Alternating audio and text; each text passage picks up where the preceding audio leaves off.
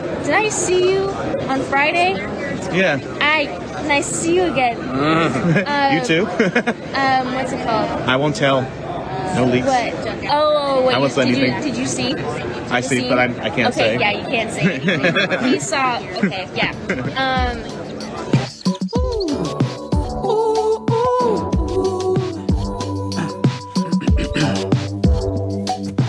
Needless to say, I keep watching. She was on back, nevertheless. Calling it quits now, baby, I'm a wreck. Podcast listeners, you and I, we're tied together. Don't you see? We're your friends at the Gotham Chronicle podcast powered by the BatmanUniverse.net. I'm Josh, and joining me is Jan. This is Don. And what was that cake that Alfred thought that Jeremiah baked or something? I have no idea. So I don't know. It's and Jeremiah left us here with a cake. It's a yummy cake. And grilled cheese and strawberry sandwich or whatever that was. I think it was a pickle. Say what? I think it was some sort of pickle. Yeah, I remember it was grilled cheese and something that does not go with grilled cheese. And people on Reddit were like, "Oh my god, we're gonna try that right now." When I was watching it again, in the way that I watched it, I couldn't make out what was in that sandwich. But Z Chun, the guy who wrote this episode, he said on Twitter, I don't go to Gotham Reddit very often, but when I do, it's threads like this. And he posted a screen cap of someone did a 10-paragraph essay about the pickle grilled cheese sandwich. And he was like, that's some prose right there. So we're here to talk about episode 7 of season 5, Ace freaking Chemicals. Yes, the word freaking is in there. So, Alfred is missing. Bruce is looking for him, and Celine. I'm trying to. How would I organize this recap? I guess I'll just go. There's really 3 plot lines here, I guess, but the 2 of the plot lines are really closely connected. So, Bruce follows the tunnel to Wayne Manor, and Jeremiah's there with a fake Thomas and a fake Martha Wayne and a hypnotized Alfred because they're going to recreate the pilot episode of Gotham, including scenes that we never saw of Bruce eating a much talked about grilled cheese sandwich. When I say much talked about, because we had a whole debate about what it was that I don't know if I'm going to edit it out or not, and there was multiple Reddit threads about this food, so. There's that. And a very, very that was so cold scene where Jeremiah's oh, I almost forgot. And puts the pearls on the fake Martha Wayne. And I was you son of a bitch. That's cold.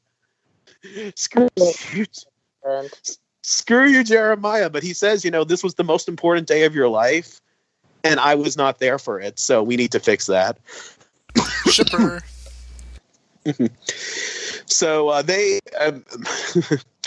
so Jeremiah takes the fake Waynes out of there, and Bruce and Alfred have to leave Wayne Manor before it blows up, because that's the last that we are going to see of Wayne Manor the entire series. It's gone.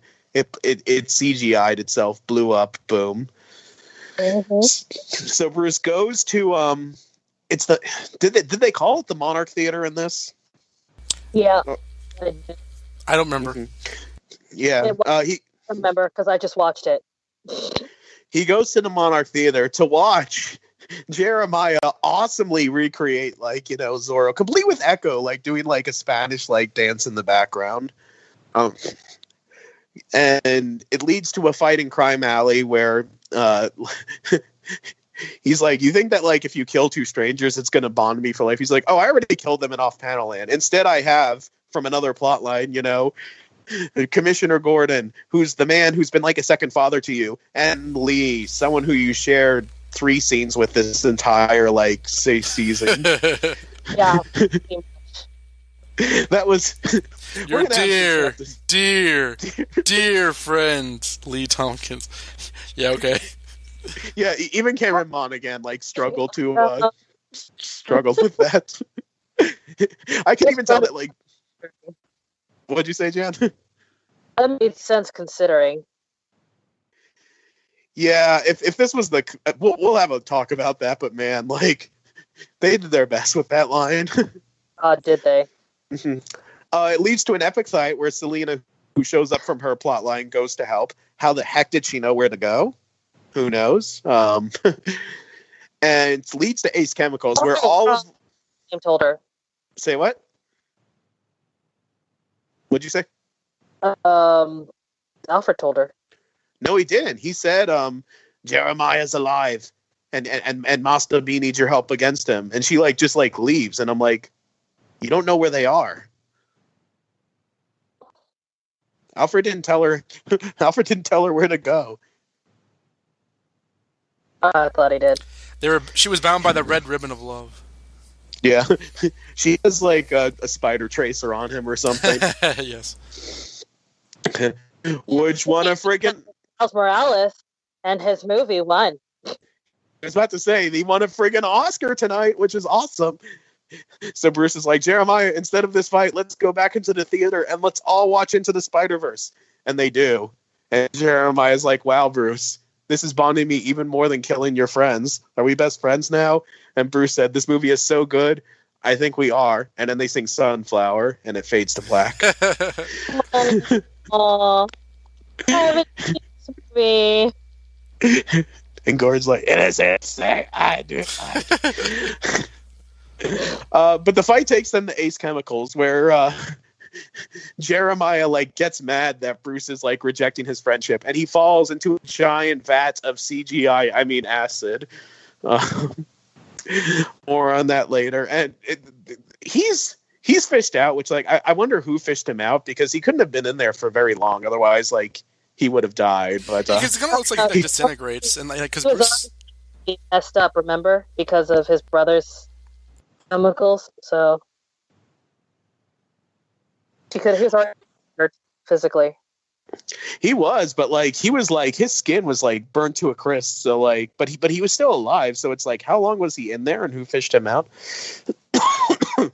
So Bruce and Selena look over Jeremiah's charred body on the hospital. We're like, that's the last we'll see of him until the series finale. The other plot line with that is while Gordon is investigating this whole Ace Chemicals thing, because they find the actors that Jeremiah used for this, and he's like, a mustache, but it's fake. And he looks at the camera I know a thing or two about mustaches. People have been asking me to have one since the first episode. It's there's Z's on them. Z for Zaz. No, chemicals aren't his style. So he investigates, and they're these people were from the Narrow, so therefore we must ask Lee about this. And when he shows up at Lee, oh my gosh, both girls, both of his ex-fiancés are talking, because Barbara's I want you to be my OB. Is it OBGYN? Obstetrician / gynecologist. Yes. Yeah. And Lee rightfully says, you are friggin' crazy. You've tried to kill me before. And I love Barbara's response, just because of the way she delivers the line. She's like, that was years ago. Barbara's oh my God. Just the attitude and how she delivers that line. Oh my gosh, you're still on this? I'm so over that. It's try and kill someone a few times. But whatever. Say what? Nothing. I said I'm so over her existing, but whatever. So is Gordon, because he's very mean. She's like, do you think I'm gonna make a bad mother? And Gordon's like, well, and she storms off. He's not wrong. He's not wrong. He's not wrong, but you don't. I don't know if I would say that to the mother of my child. I would. Dude, you wouldn't tell someone if you're having this baby, I'm going to take it away from you, because fuck that. You can't raise a child properly. People do it every day. Just because someone carries a baby to term doesn't mean they can raise it properly. Have you seen all the shit Barbara's done over the years? She's super selfish. And of course he's going to be you're going to be a terrible mom. Just because you can make a baby doesn't mean you can raise one. But then it's oh, yeah, I'm the father of this baby. No, you are the sperm donor of this baby. Your involvement in this ended the moment you put your pants back on. I was like, what an image of that. Actually, I was so creative, my pants never even came off during the homeless sex. She's like, yes, I know, I was there. Moving swiftly. like So there's some uncomfortableness there, and so Jim and Lee go on their investigation, and Jim's like, about this whole Barbara thing, and Lee's like, oh my god, please shut up right now. And thankfully they're distracted by an ambush at Ace Chemicals by everyone's favorite villain from season 3, Jervis Tech, who actually like references like the season 3 episode. He's like, oh, Jim Gordon and Lee, the person who he told me to shoot at that one tea party. That was so long ago. And like, yeah, that was like the Valerie Vale days or something. So Yeah, Valerie Vale. yeah. And that was back when Lee was with, Mario, which when Gordon remembers that, it gets him into the Popeye rage. He needs to like fight off some of those Ace Chemicals people, but unfortunately they're still tied up and hypnotized, which does lead back into the Jeremiah and Bruce plotline where they're set up as the parents. But at the end, they have like a talk where Lee's like, what was it you were trying to tell me before? And he's like, I don't know. I guess I'm sorry about that like stuff. And it's all weird. And they have a slap kiss moment. And Lee mentions, like, what if we hadn't lost our baby? But I guess let's just think about the future. So they're together. And that's another discussion point to unpack. Thank God. Wow. Okay. Worst episode ever. Actually, I love this episode so much, but the third plot line is Penguin and Selena working together to try and find a way out of Gotham. And Selena just like she's going to betray the Penguin with Barbara because they actually are mad about killing Tabitha, which I am glad they brought that up because that did like tick me off the last episode where she's like eating cereal like, you killed Tabitha, why should I trust you? Because oh, okay then. All right, let's work together. And then she says to Barbara, like, no one wants to kill Tabitha more than me. But, No one wants to kill Penguin more than me. She doesn't want to kill Penguin. No one wants to avenge Tabitha by killing Penguin more than Pick me. her up and kill her again. Then why don't you do that? So, because Selena betrays Oswald goes to his other BFF, Nigma, and they're going to build a submarine to get out of there.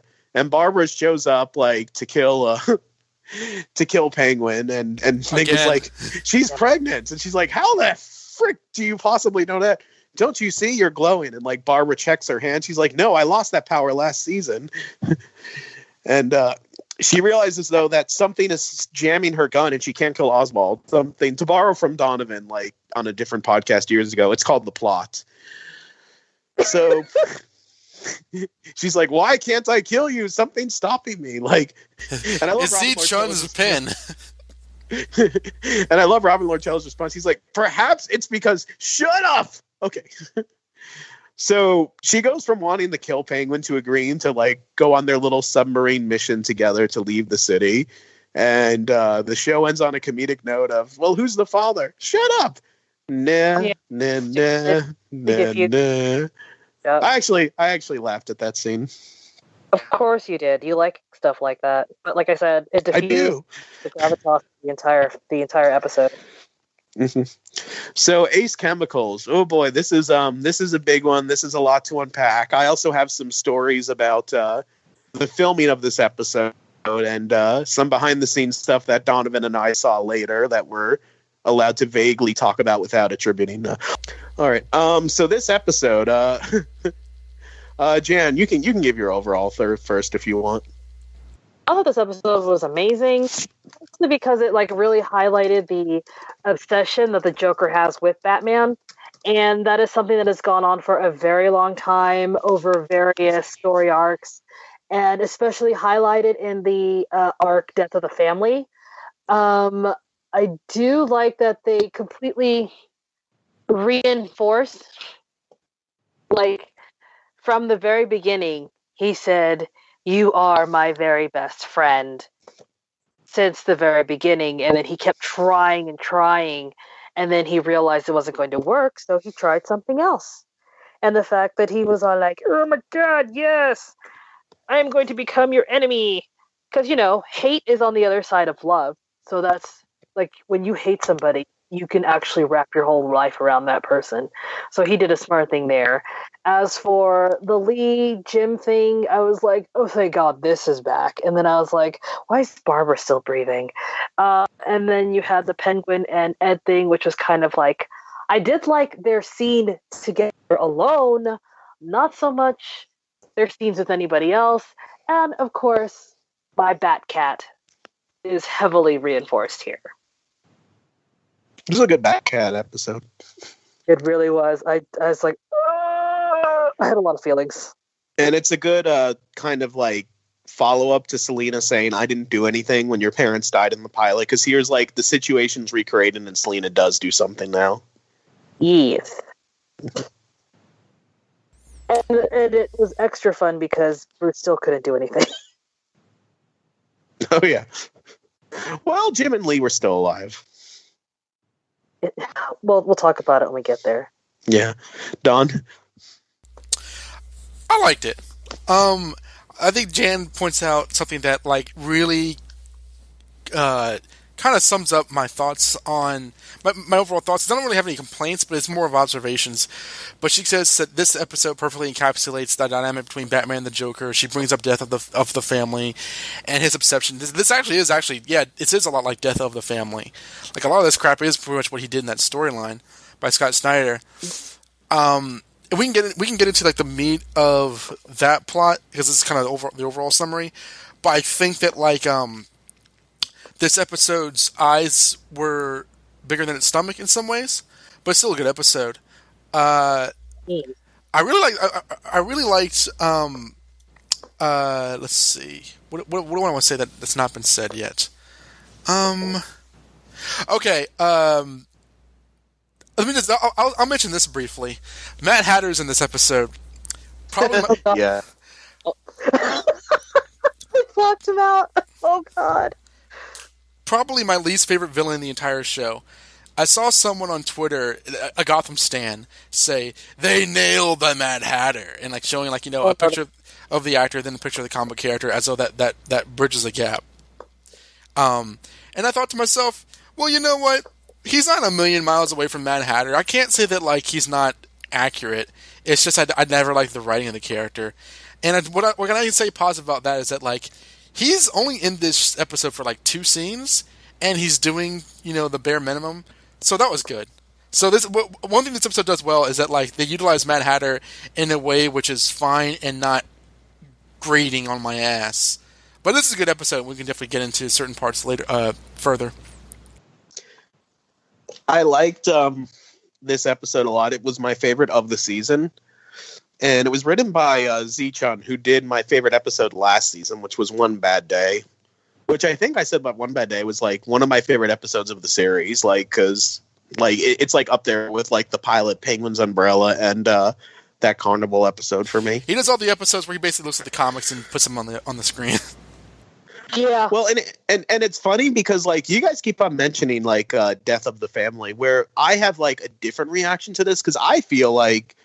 Because the Joker's knowledge of Batman's identity is more vague in the comics, where like he knows, but does he know? Does he like? This is the type of story, like in all of the like 80 years of Batman and Joker comics, this is the type of story that has not been told, where like the Joker wants to recreate everything about the night that Bruce Wayne's parents died, and I was like, this is a Batman Joker story that has never been told before. But it feels so right. Like this feels like a natural choice for a Batman and Joker story. And everything about it, like him like putting the pearls on her like a freaking son of a bitch, to borrow from Ben McKenzie. Like, oh, that was something else. And I like the humor on Gotham because, well, granted, I've been making fun of the show since season 1. So like, I like the show when they're able to make fun of themselves a little bit too. So I did like some of the humor with the Barbara scenes. And just like some of the choices that they made, it was, we'll get into it in the beat by beat. And, I guess this is a good place to tell this story real quickly before we go to the beat by beat, but they were filming this episode during New York Comic Con.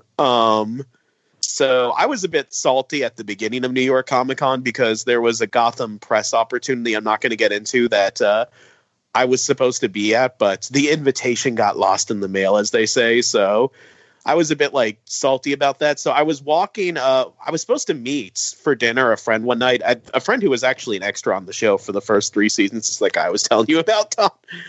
But he canceled, so we were just going to do it a different night. But I was just like walking through the city, and I knew that they were filming that night.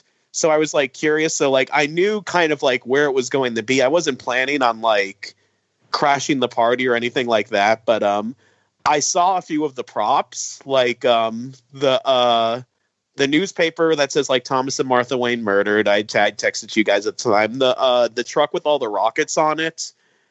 And then leaning up against it was like Echo's stunt double and like Selina's stunt double. And like I think Gordon's stunt double might have been there. I don't remember. And I was like, okay, cool. Time for me to go back to my subway. Like I saw this was nice. So I started walking, trying to find like an entrance to the subway. And I'm a tourist. I don't know New York. And I turned a corner and I thought I was like kind of out from where they were filming. But this guy says to me, this cop, he sees me looking around. And this is a real cop, not like an Onyx or a Gotham cop. He looks at my Batman shirt. He's like, you're wearing a Batman shirt and you're in Gotham right now. And I'm like, what? And then I turn around and I see like the camera crew, like they're set up in the crime alley place where like Jeremiah had Gordon and Lee. And they were like filming. Yeah, they were filming that part. And I was like, oh, cool. I took a picture of the alley. I've posted some of this on Facebook since then. People who are friends with me on Facebook. And I posted it on Twitter too. Now. Don't die, please. Yeah, I saw Jeremiah's stunt double, which I didn't post a picture of at the time, but I did like now that the episode's aired because I didn't want to spoil the fact that like he's pretty much like wearing a Joker costume. So that was pretty cool. And I also saw David and Cameron. I forgot about that because like before I started walking back to the subway, I went inside like a store. And David was like in the store, like between takes, like shopping for clothes or something. I don't remember what he was doing in there. And it was him and his mom. And I think their dog was there too. He always has that dog Starlet with him. And he takes his dog with him to all the conventions and like on the Gotham set all the time. And I had just interviewed him like 2 weeks before in Tampa. So like we took a quick selfie. And when I like left the store, I still have that horrible cough from like the last 2 episodes. When I left the store, Cameron was like walking to like film her scene, and I was like, "Hey, Cameron!" And like I like waved to her, like tried to give her a fist bump, but like she was like, basically, she wasn't being rude, but it was one of those situations where like she was walking, she was with people, she couldn't really like break her stride to like stop and talk, so she like kind of made friendly eye contact and kept going. And when I interviewed her like 2 days like later at the New York Comic Con press thing, she's like, "Oh yeah, I saw you Friday. Good to see you." Yeah, and then I joked like, "Don't worry, I won't leak what I saw," which I'm doing now, but the episode already aired, so who cares? I kept the Jeremiah picture of myself, so that was pretty cool. I got to see them on location, doing this episode, so that was one reason why this one was special for me. So getting into the episode, I guess let's talk about the Jeremiah thing first. Don, you can start if you have anything on that. Okay, well, I was talking to my brother about this, and that, like, this, Cameron Monaghan really hyped up this on social media, saying that he, after 5 years, he really feels that he's done everything he wanted to do with the Joker character. I think he looks fantastic in this episode. I think he acts fantastic. I think that he's delivered elements of the Joker that I think we all wanted to see, without getting too wacky. Both between Jeremiah and Jerome.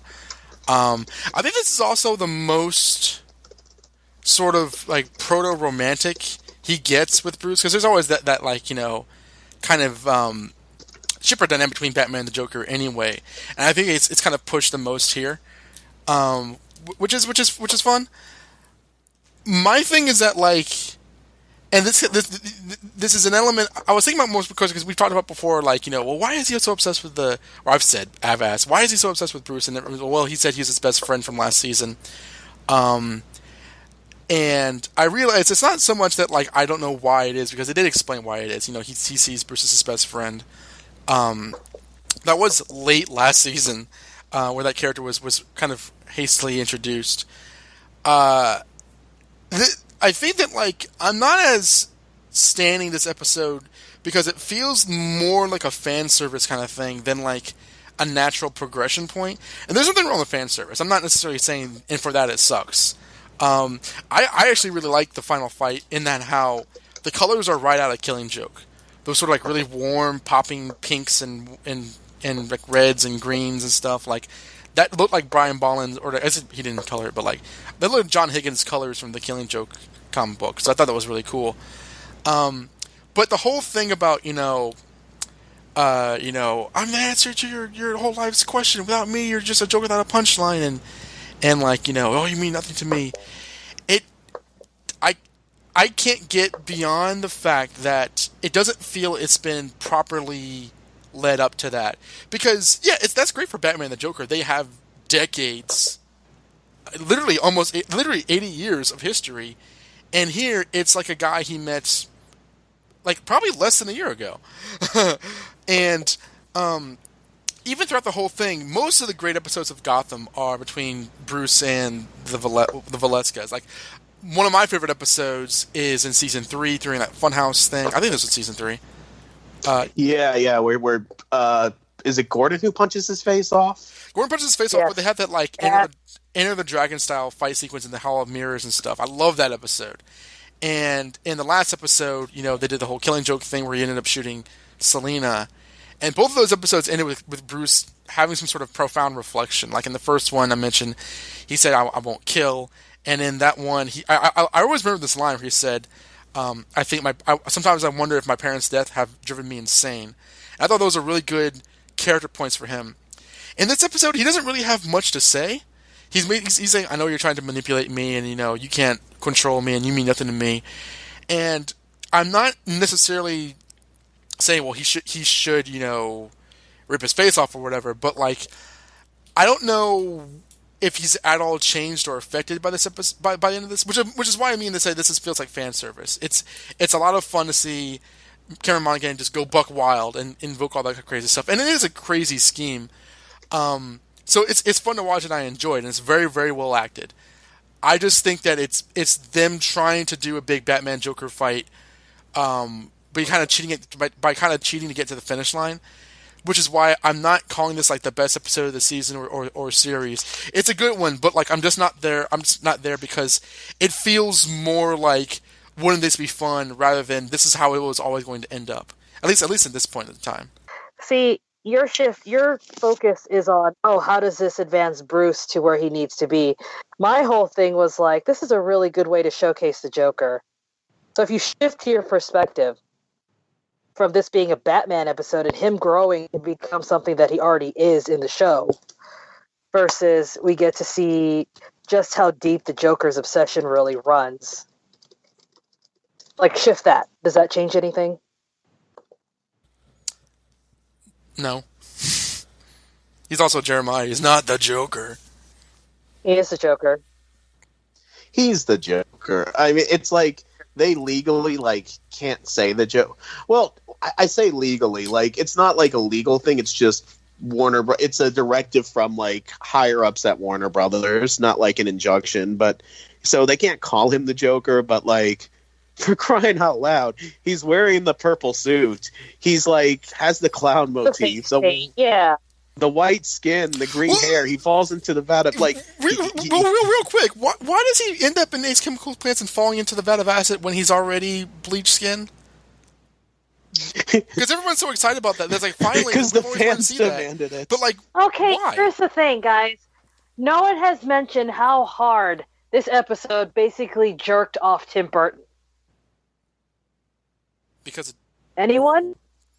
Because the Joker killed Tim Burton, or hit Tim Burton's parents. He did. Oh my God! Why would you do that, Jack Nicholson? Call the cops. He was your friend. Okay, so the Joker killed Batman's parents in the actual, like, Batman movie from the 1989. Okay, no one has mentioned this. Everyone's too busy talking about, like, comics and stuff. And I mentioned it earlier and I forgot. Like, this is like a love letter to people who just love Batman shit. That's how I feel. It is fan service. It is heavy fan service. It pulled so many things from, like, Tim Burton and also the comics. I mean, you had, like I said, Death in the Family. You've had, what else was in this? There was some other stuff in here. God, what else was there? The Douglas Fairbanks Zorro. And also, somebody said, who said it was, like, super vague? Dude, in Death in the Family, he literally goes down into the Batcave and also assaults Wayne Manor, and everybody's in the house in costume. He knows it's Bruce Wayne. Yeah, but they still, like, they like lose some ambiguity at the end where, like, Batman's like, I don't know, like, if he just found it from this way or that way, or, like, he attacked Alfred, which was, like, a very, very, like, direct thing. But it's still, like... He also attacked everybody in their civilian identities, but they still tried to play it fast and loose. Yeah, like, they, like... It's, like, 99%, like, stated that, like, he knows, but they haven't, like... They're still being the vague. Jack, that's stupid. Mm-hmm. No, I agree. That's dumb. But yeah, no, to me, when I read it, it didn't feel like... To me, it felt like, are we sure we killed the Joker? Not like how, like, what I got out of Death in the Family was not anything to deal with, like, ambiguity, though, because I was like, holy crap, he was willing to give up his entire family in order to not kill this guy. I was like, dang. And they felt that. They were like, you wouldn't kill him for us. And then they all left.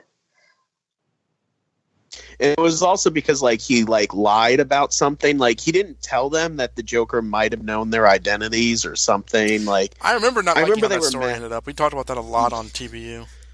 Yeah, I remember, like, they were mad at him for supposedly keeping something from him. Them? Yeah. And I don't know how, like, Endgame resolved that. Because that was his big return story. I don't know. I think they were just happy to have him back. You know, as they always are. I just remember, all I remember is Batgirl taking out the bat symbol, and I was like, you should have done that forever ago, but whatever. Yeah, I didn't personally need Jeremiah to fall into the vat of chemicals because, like, as Don brought up, like, he already got squirted with, like, the thing last year and transformed. So I thought that was just like the laughing gas versus the chemicals. But the effect is the same. Right, like, his skin turned white as like Warner Bros. Would like them make it, and his hair turned as green as they would let him make it. So I didn't need this, but I'm not, like, mad that they did it either. But, like, that being said, holy cow, like, did the fans, like... Fans were, like, really excited about, like, this. They were like, what if Jeremiah doesn't fall into the chemicals? And, like, and this is all just, like, a trick. And, like, if he doesn't fall into the vat, I'm quitting Gotham forever. And people on Reddit were like, does he fall in the chemicals? Is he gonna fall in? He better fall in. And it was... You would think it's like the bats, like, you would think it would mean something, though. Right, it's like, I don't need him to fall in. He's already the Joker. But, like, Don't get me wrong, I'm not mad but that's a good way to, if they're not bringing him back for the rest of the season, that's a good way to write him out. I suppose. I'm just saying. Yeah, well, because he's in that, like... As someone who hasn't seen any preview or free releases of anything in the future, who refuses to watch anything but week to week. Well, no, I think you're right, but, like, they were kind of going on about, like, if he falls in, then that would be a great way to, like it's almost like they were anticipating something to happen because him falling into the vat of chemicals. Whereas it's a good ending, but, like, it's not a transitory period. Medium, he comes out and half his face is burned off, and he becomes Two-Face. Yeah, and that's because Go ahead. every other time that he's actually ever fallen to the chemicals, it's been like his signature stage to move on. This is a really good way to move him out of the series because it is his usually his signature beginning, and if this is his end, that's like kind of awesome because it's kind of backwards. But when he fell into the chemicals, I was like, okay, he's just gonna come out as like mutated, like Solomon Grundy or something, because in the comics he's gone through so much fucking shit and he still isn't dead. So I was thinking that's what they were gonna do, and they were just gonna like end it like ambiguously with like freaking Davi and his like his uniform, his Batman costume, looking over at something like saying "ha ha ha" over the sky or something. I don't know. He as he walks past the chemical vat, like he sees a sticker on it that says Indian Hill, and he's like, "Oh Christ Almighty!" Yeah. Because, and then the other reason I thought that is because he was already mutated by Jerome's chemicals. I mean, the addition of these chemicals in conjunction with those could mutate him, just like the cat bites and then the ivy seed. So I was just like, okay, there's like, he has no brain activity. And I was like, not yet.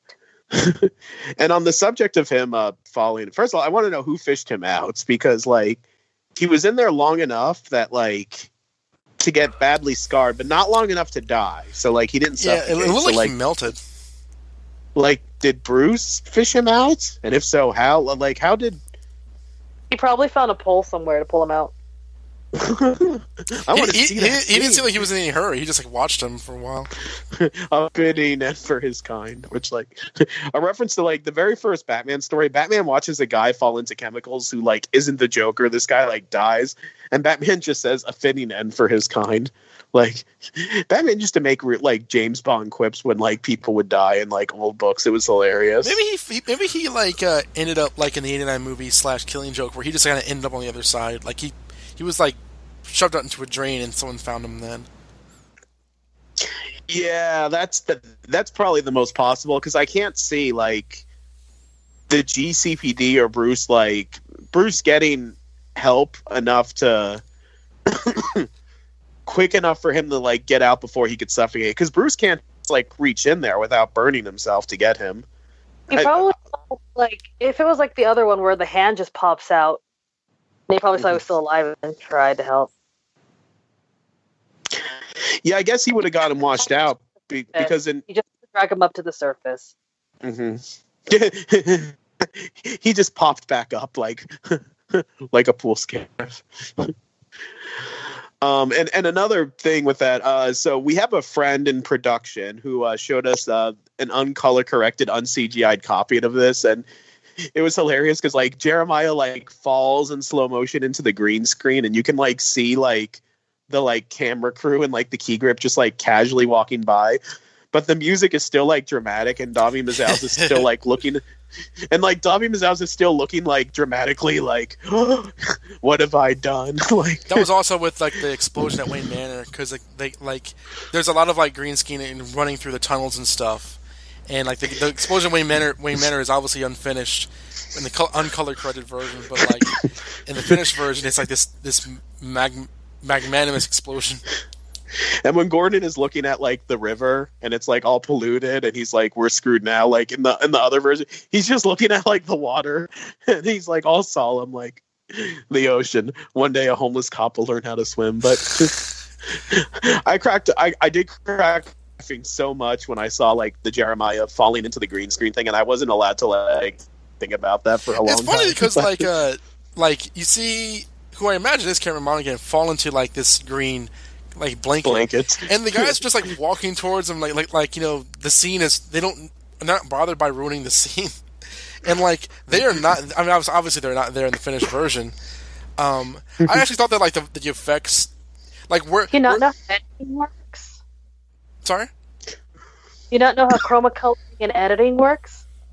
No, that's not the point. The point is that like it looked much less like they were filming a scene and more of like they're just kind of like standing around Like, especially in conjunction with the music. It's just funny how casual like they're being during this like iconic moment of Cameron Monaghan falling into a blanket.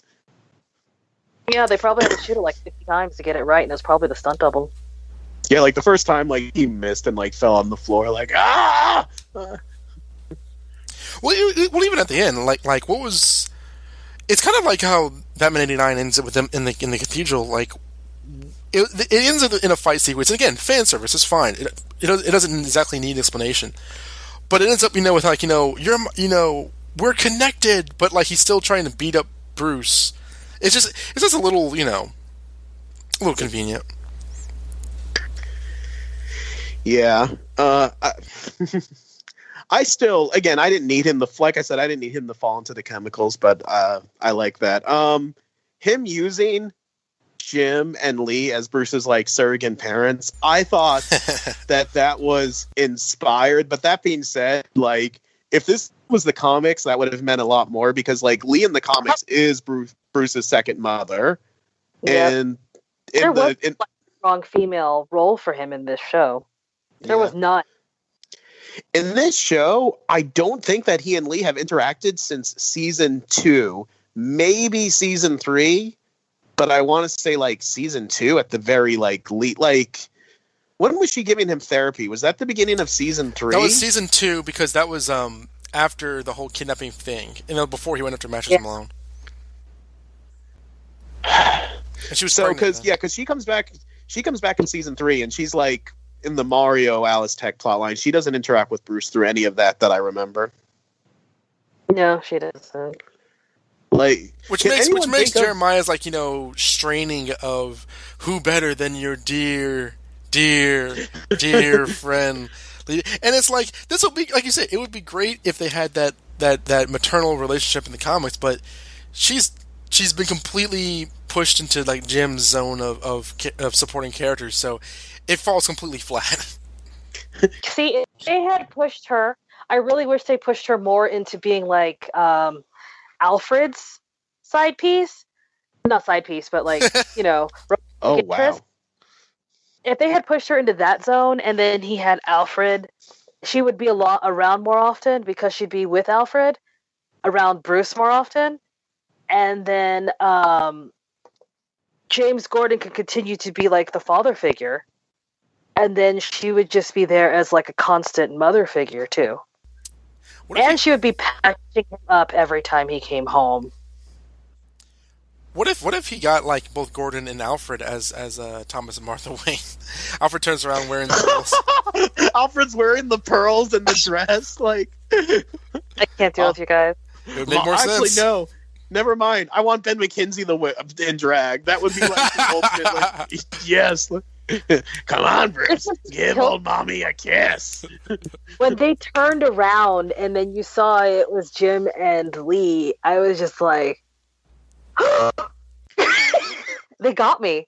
They got me good. I was just like, oh my god! Like I wasn't even thinking about like the connection between the lack of connection between Bruce and Lee, because in my head I was like, oh god, Jim and her just reconnected. Why are you doing this to me? He's written better when she's there and she's in this mode.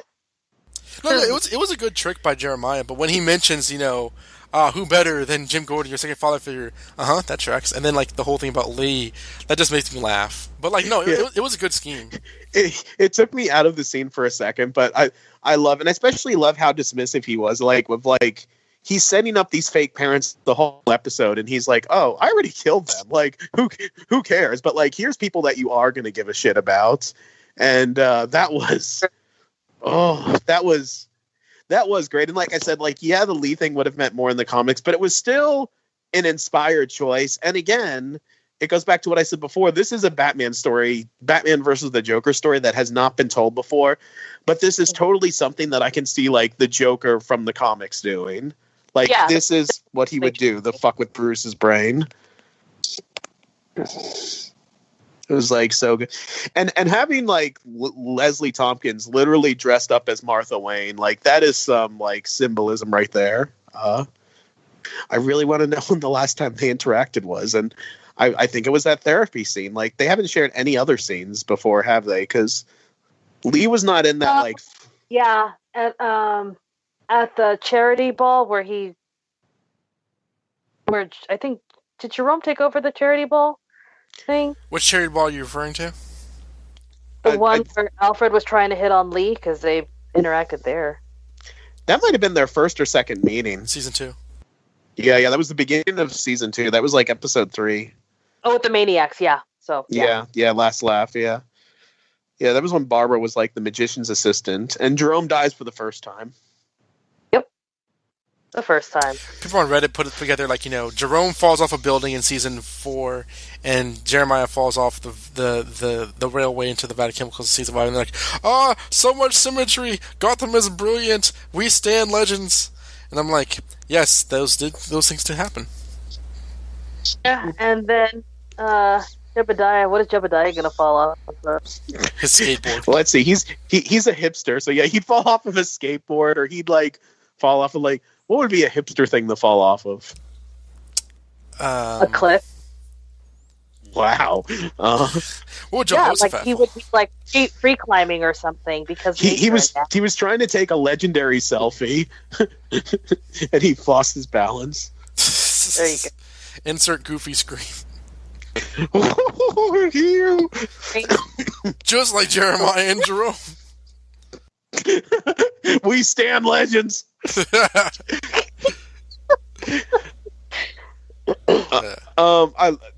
Any thoughts on that Zorro movie that he did? I love that.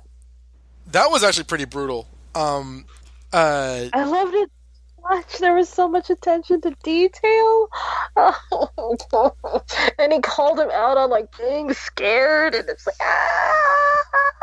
I'm sorry, I have a lot of feelings about his parents dying. I do say that does not track with the pilot, though, because in the pilot, like, they don't... You see them talking about the movie that they just saw, and from what it's... I think, like, it's Bruce and his dad. They're, like, arguing with the mom. They're, like... And they're laughing. They're like, man, that movie was so horrible. Like, and Bruce is like, yeah, it wasn't that good.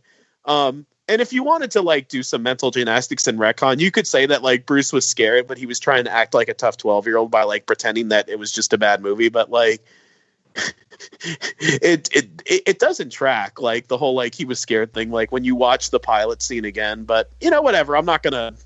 They only lose 2 points for that. He was also, at that point, separated from the film and in the safety with his parents. Well, that's why I say if you wanted to retcon it, you could say that like he was just pretending, to be a tough 12-year-old in that sense because he was separate. That could just be how it is. Because it's not the original intention of the scene as it was written. Okay. As it was originally written, like there was I remember we talked about this on the podcast too at the time, like with like Stella and Don in like the first season. I was like, man, the movie wasn't even good. So like his parents died and like the movie wasn't even good. Like at least like they could have stayed home and like watched Netflix instead and they still would have been alive. But like no, they had to see a horrible movie. Like it wasn't even worth dying for. Not that any movie's worth dying for. I like the fact that it's specifically the Douglas Fairbanks version because that's wait, is that the Dark Knight Returns version? I think, or was it Tyrone Power? I think that's what it was. Tyrone Power. I just read Alan Grant was the one that said Douglas Fairbanks, and Frank Miller. Frank Miller was the first person to say Zorro, but he said it was a different Zorro. Tyrone Power. Okay, I mean it's all good. I like the Zorro thing because it's been changed every now and then because it wasn't always Zorro, but Zorro was the most common thing. At first I was like, how does Jerome or Jeremiah know? And this is the part we got scared, but maybe that wasn't the police report. So that well, no, because Alfred told him everything after Alfred hypnotized him. Yeah, that's true. After he hypnotized Alfred, yeah. He wanted every detail of that day, and he wanted it right. And the whole him being scared thing is like from The Dark Knight, where they went to like an opera instead of a movie. Why was he afraid of an opera? Because there was like bats or something. Yeah, he fell into the bat cave and then like had like corruptophobia, and the play they're at was a bad play, and he started getting scared and asked if they could go. Yeah. I'm looking at the Reddit like live chat where they were like just posting random thoughts as they're watching. And someone said, "I miss Butch," which like I don't know what made them say that. Because Butch was amazing. He was. Yeah. Any thoughts about Echo? Any thoughts about who? Echo. No, I mean her gimmick's been kind of done. Like she does the whole like oh, there's gonna be a bomb, and she kind of like minces around. Like I kind of find that annoying. Yeah. This episode was Isn't that pretty filmed much like. Harley? So I don't understand the difference. I mean, if it was Harley or if it was Echo, it's the same kind of like she's crazy now as opposed to when she was before. If you shows this episode to somebody who doesn't know about the whole like you can't say Harley or Joker thing, they would see this and say, "Oh, that's Harley Quinn." Yeah. Based on like They would say this. it's the Joker. Why are they calling him Jeremiah? That's his name, of course. Jeremiah, face me! You can't escape me. I'll chase you to the ends of the earth. What good are those blasters to you now? You, I'm saving you for dessert. I'm sorry, Jan. I'm sorry, Jan. It's a Spider-Man '90s show reference again. I know. We just run that to the ground. This is us. Sorry, not sorry. Because this was like, oh, go ahead. I said it could be worse. It could be Smallville. So I was making Smallville references earlier tonight. Whenever I see like a CGI explosion, I think about Smallville because their intro sequence had a bunch of bad CGI like explosions and like characters reacting to them.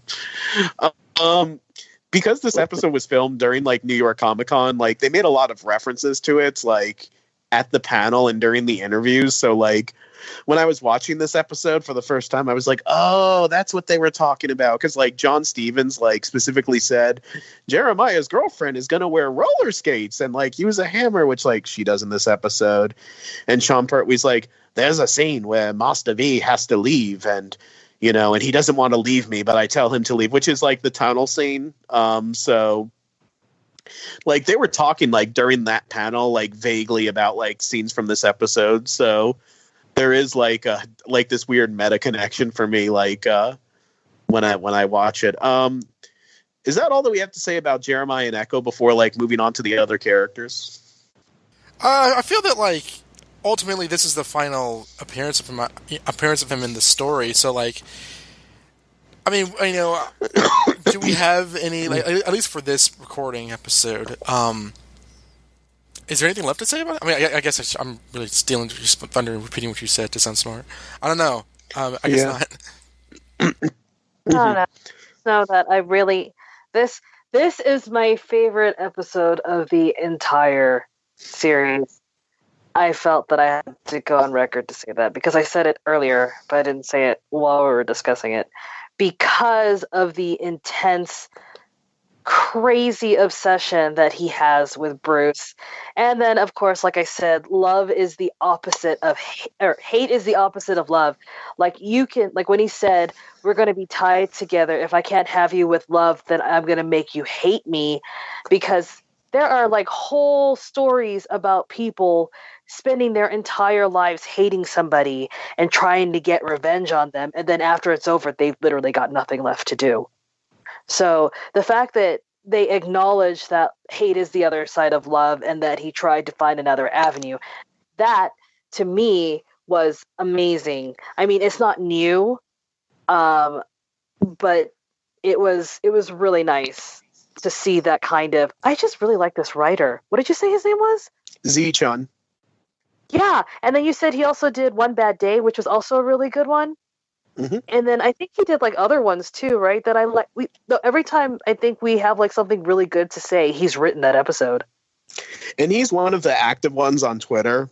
Like he dives into the fan community like a lot more often than the other writers do. So, he's a favorite. Yeah, but you keep saying like this feels like fan service. I really feel like when he writes an episode, he is such a huge fanboy of the comics that he tries to eke as much of it as he can into the show. Mm-hmm. And I appreciate that because you can see the love and the um like just the love of the material that he's working with, and he's like, wait, I can do this, maybe if I do it this way I can sneak it in, sort of thing. And he puts in like so many of those stupid Easter eggs. I mean, stuff that fans of longtime fans of comics and the movie and the TV shows, like whether it's the animated series, whether it's a New 52, whether it's the classic stuff, whether it's Elseworlds, whether it's the original 66 show, you can pick up all these elements when he writes the episode. And that is so good. Like, that makes me happy. So whenever I see Jeremiah do something and fall into a vat of stuff that he didn't even need to fall into, I can see that he did this because this is probably like something he would want. I feel like it's something that he would want to do in general, but this was the only way that he could make it work. So he made it work. Well, he's not only a comic fan, he just started his own comic company. I think it's called like TKE Comics or something like that. Yeah. I'm looking him up on IMDb. I want to see what other episodes he wrote. Because that would be interesting to figure out. Like, it's like all of our favorite episodes. He's only been on the show for like a few years. Like, he wasn't on in like season 1. Like, I think he joined in season. Are you sure about that? I 3. always noticed his name well before he started mentioning him, but he wasn't in the first season.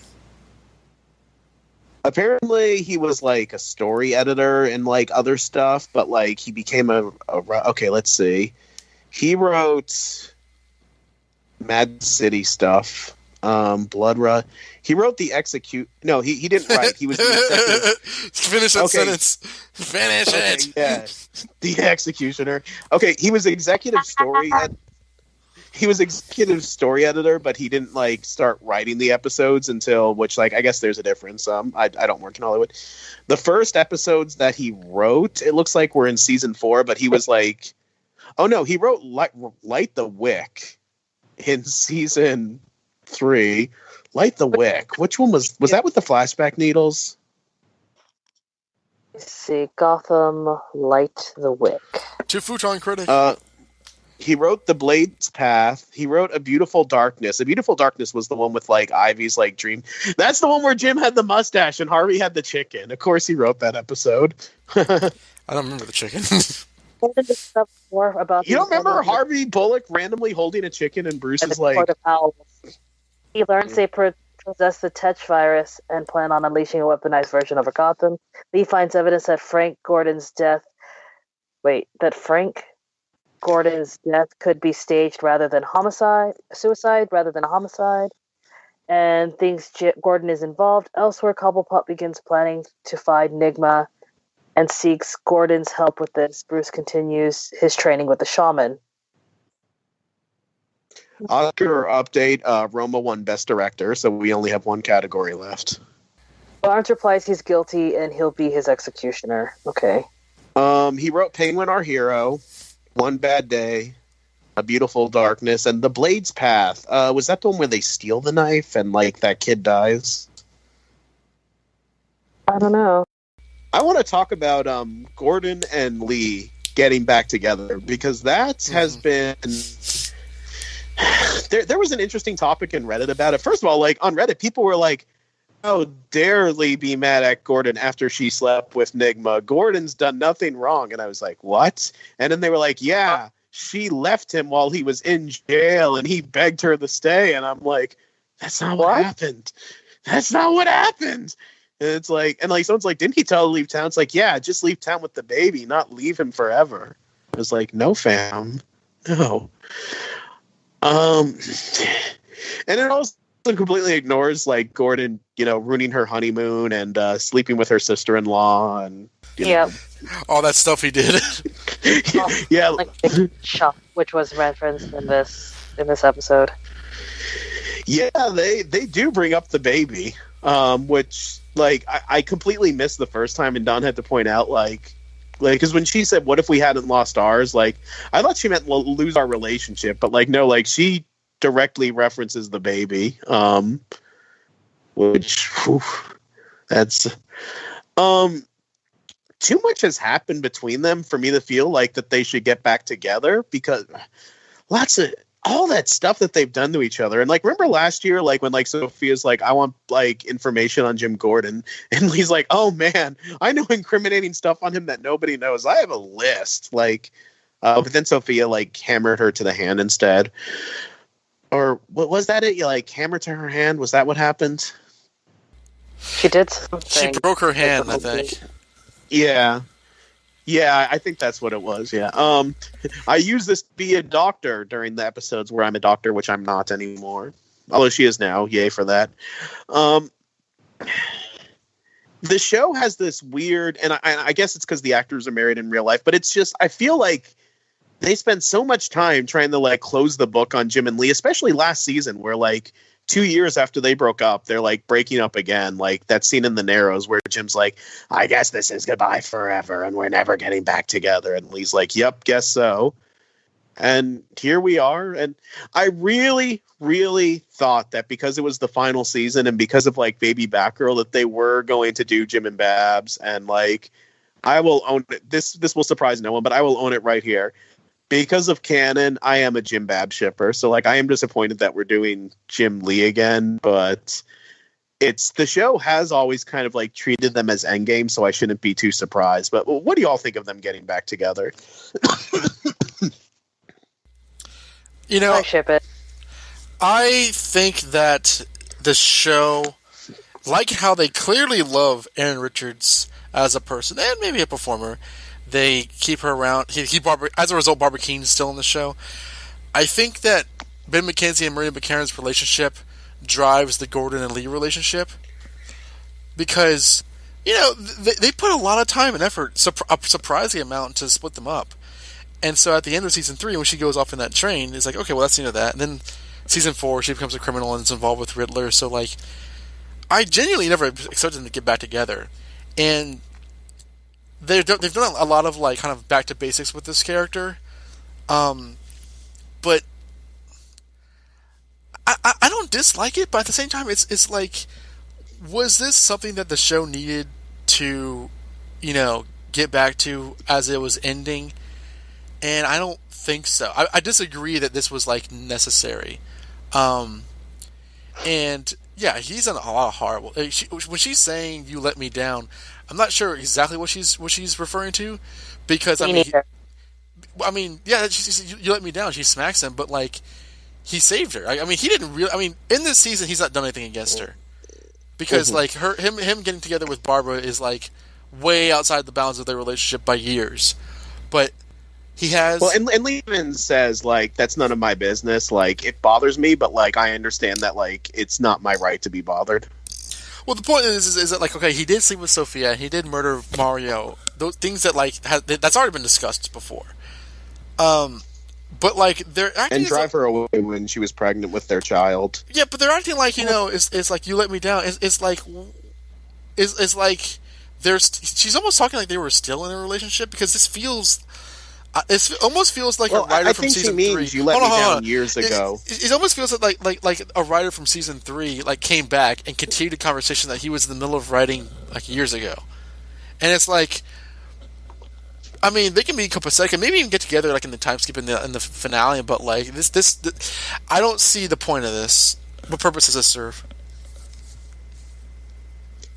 Well, when she says "you let me down," I think she's specifically referring to the miscarriage because that is on her mind. Like, I would say that Barbara being pregnant with Jim's child, that brought a lot of old feelings back to the surface of like her own pregnancy, because you can't think about him knocking Barbara up without remembering the fact that, oh yeah, I was pregnant with his kid too. And when I was pregnant, he drove me away and he didn't call me and I had to miscarry the baby all by myself and he wasn't there for me. So when she says "you let me down," I think that that's what she's referring to, especially because she says, "What if we haven't lost ours?" Like in that same conversation, showing that it is on the forefront of her mind. Like I don't think she's talking about anything that he did this season. Like I don't think that she cares about that. Like to a large degree, this is all about like stuff from their relationship. Okay, because I got none of that. Well, I was what do you wondering what think? she was talking about too. Well, and it's like, let me count the ways you let me down by ruining my honeymoon, by sleeping with my sister-in-law, by ruining my career, by and messing up my life. Did you ruin her career? Should she also be in maybe jail you did that to still? yourself. Yeah, I'm sorry. I was just like, did shoot her husband, did push her away when he went to prison to protect her without giving her like a real, without giving her a real decision in the matter. Also, what's the other one? Had her shot. You forgot. Yeah, that part. Hatter brought that up. He goes, oh, it's her, the person who told me to kill. Yeah, that had her. Well, no, she didn't get shot though. Valerie got shot. He said Lee, and then he shot Valerie instead. Oh, okay, yeah. And he did that on purpose because he didn't want Lee to get shot. That was not how that went down. No, that was how it like went down, there was yeah. even there was a they had a conversation about it where like Valerie breaks up with him saying, "You said shoot Lee because you knew that he would shoot me because you still love Lee and you don't want her to die." And I remember like Gordon was going to say something to Lee about it. She's like, "Don't say anything. It's best not to." And I remember Mario was like pissed off about it too. You know, back when he was alive in the good old days. See, remember, wait, was I on? I was not on that season. No, you came on for the last episode. But I did talk to someone about it. I think I talked to Don about it.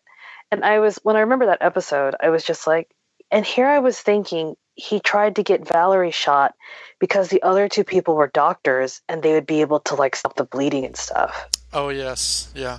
But that's not why, because he's not that smart. Yeah. You know, like the show specifically like addressed it as like he loves Lee the most, so he said Lee to try and trick the Mad Hatter. Yeah. I don't. But this is the Gotham Origins show. I don't care about Gordon's love life, and I know he's the main character, but they keep going back to this crap, and it's like, who cares, man? Yeah, and until he and Barbara like knocked boots a few episodes ago, he's been celibate for a little while. Here's the thing, though. She's getting mad because he knocked up Barbara on a one-night stand. I'm sitting here like, you guys are really making a mountain out of a molehill. He did not do this because he had the intention of impregnating her and starting a life with her. This was something that happened in a moment of him being stupid drunk, and she was dumb. She was DTF, okay? That's what happened. And you can't just pin this on him for impregnating her. She didn't bring condoms either. On Reddit, they were talking about that. Yep. They were like, well, with No Man's Land, the supply of condoms is really low. So, like, Jim That doesn't make any probably sense. I mean, she let him do that. Imagine Jim going to like Penguin's office, like, I need a favor. I hear you got supplies. What would you like, Jim? Let's see, a pack of cigarettes, magazines, peanut butter, 6-pack of condoms, and some ammunition. What was that last one? Just get me the stuff, okay? I also feel that when the whole pregnancy has been pretty. I mean, this is a very kind of like oh, it's not a retro show, but like it's not wholly modern. I don't know how they would have done this, but like there's they don't reference or even kind of hint at a possibility of abortion because it's No Man's Land. It's two horrible people. I'm just saying that like it's not even considered. It's like, you know, I'm pregnant now, and I have this baby, but you're not a part of it, Jim Gordon. You know, your involvement ended. It's like, well, that's not fair. Like, It's been interesting how this pregnancy has been kind of just immediately accepted as this is now happening. I do like that he is very adamant about, like, you can't raise this baby. Because he's not the best father. I will admit, I wouldn't want him to raise a baby either. Oh my But god, also- that baby would be so homeless. God. But no, I do love that he acknowledges. The baby said her first word, "Son of a bitch." Just like their old dad. DCBT.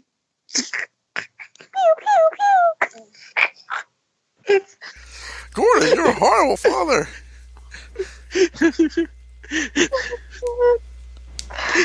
Are you sure the kid's mine, Barbara? Are you kidding me? It's born with a tactical vest. But seriously, like, I do love that he acknowledges that she would be a terrible mother, and that he actually does want to take, if she does have this baby, I feel like it does make sense that he would want to take this baby from her in any capacity, whether he raises it or not, just as long as her fucking crazy isn't, like, imprinted into the baby. That makes sense to me, and I did like that happened.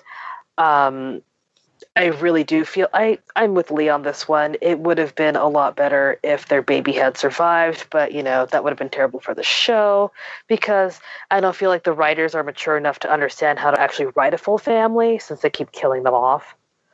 That baby would have been kidnapped 6 times in the first season that it was born. It's true. And then, of course, you made me lose my train of thought. But yeah, that's about it. I mean, I don't see, like, the fact that she's like, yeah, why did you even, Lee even brought it up. Why did you even announce that you were pregnant? Well, I thought he had a right to know, but you're not going to let him, be a part of its life. So there was literally no point for him to know. Because now he's just going to be like, okay, it's my baby. But She the didn't one call thing him I or do anything. like about... I mean, yeah, that whole thing is like, oh, I thought he had a right to know, but like, you could have just called him if you didn't want him involved at all. There's no phones. No man, son. Has that been established? And They plus, have they were in radios. plus they were in the same room already. Like she was like with them on like the Enigma brain that's true, adventure. Yeah, but she interrupted a whole conversation to announce it and flounce out. Because she was like waiting to say it the whole episode, and she's like, "It's one." I mean, I'm going to be defending Barbara a lot here, and it's not going to You make should me very learn how to popular. stop, Josh. Here's the thing, Josh. You keep this is- saying that, like, I'm going to have to defend Barbara. You're always defending Barbara. Yeah, That I is know. like your whole point on the show. But I also insult her too a lot. But anyway, in this case, like I think it was also one of those things where she'd been with him for like the whole day, and it was one of those like, screw it, I have to tell him it's now or never. Like she was trying to work up the Except it nerve. wasn't now or never. Well, for her, it might have been because she was going to lose her nerve. She was going to chicken out. She was going to go back to the Sirens Club. She's like, I need to tell him before I leave. So she did try and say, can we talk in private? And when he was Does like, she chicken out? Is that like a thing that she does that I've missed? does that what? I'm sorry? That sounds so out of character for her. She just does things because she does things. I've not seen her chicken out of anything. And the whole stupid, like, oh, this baby is keeping me from killing you was like so fucking stupid. Yeah, that was dumb. Like that was like, Oh my god, that entire end of the episode is I just ignore that entire part. That was funny. Anywho, I ignore that entire part of the episode and it's perfect to me. I liked everything else. But yeah, so the one thing I really love about Lee and Gordon is you can see the chemistry between the actors because they are in a relationship. It is so more like natural and fluid than when he's on screen with any other lead. Like when he's kissing her, you could tell that they've been intimate. When he's kissing Aaron, it feels so rigid. Or when he's kissing Valerie Vale, also rigid. When he's kissing Sophia, still not sexy. She's gorgeous and sexy, and then he feels like, it looks like she's kissing a mannequin that looks like a homeless cop. Yeah. And physically speaking, I super enjoy watching them on screen together. Like, it's just visually appealing because of how organic and natural they seem to like melt into each other on screen. Like, you can tell by the way she touches him and the way he touches her, like how familiar they are with each other. And he, for some reason, can't emulate that with anyone who isn't his wife. I mean, maybe Like, we have to at watch the all. OC to see how he did with Maritza. What's her name? We still need to watch the OC. Maybe there's like a 3-week Cooper. hiatus, I think, coming up. Marissa Cooper. Marissa Cooper. I mean, I don't know if I agree that like he's so horribly wooden and badly acted against any other female actor, but I do Not think badly acted, but like the way when he kisses them is just like. I would agree that like I think it was more along the lines of like the show contriving him to have these like Bond girl-esque dalliances, which just feels like shitty Hollywood television writing. It's like, you know, over the course of a series, he's going to have more than one woman cross his path, but every season, it feels totally like Valerie Vale was contrived, Sophia Falcone was Valerie contrived. Bell was annoying. Sophia Falcone, I really liked that because there was a power dynamic. So there was like more of a story behind it. It was inappropriate, but it was good for the story. Sex with Plot is great. Because when she slept with him too, it was kind of like, why would you sleep with somebody that killed your brother, right? So it really threw him off too. Well, I buy it for the first time, but like it happened like 2 or 3 times. It's like, dude, really? Like, well, and there's one where he like breaks up with her, and he's like, "We're not sleeping together anymore." And then like after like they save Martine from Pig, like they have sex again, and like Martine watches. Why do you think you're so wrong? No, that's precious what. Martine only watched them kiss. He didn't watch the whole act. He had to go over to the car and say that he kissed the police officer. He ran out screaming. He got his voice back. Oswald, I have some questions about some things that I saw. You can talk? Yeah, but you might not like what I have to say. And it's just like the like music plays over like a montage of like Martine's mouth moving and like Robin Lord Taylor like reacting like disgustedly.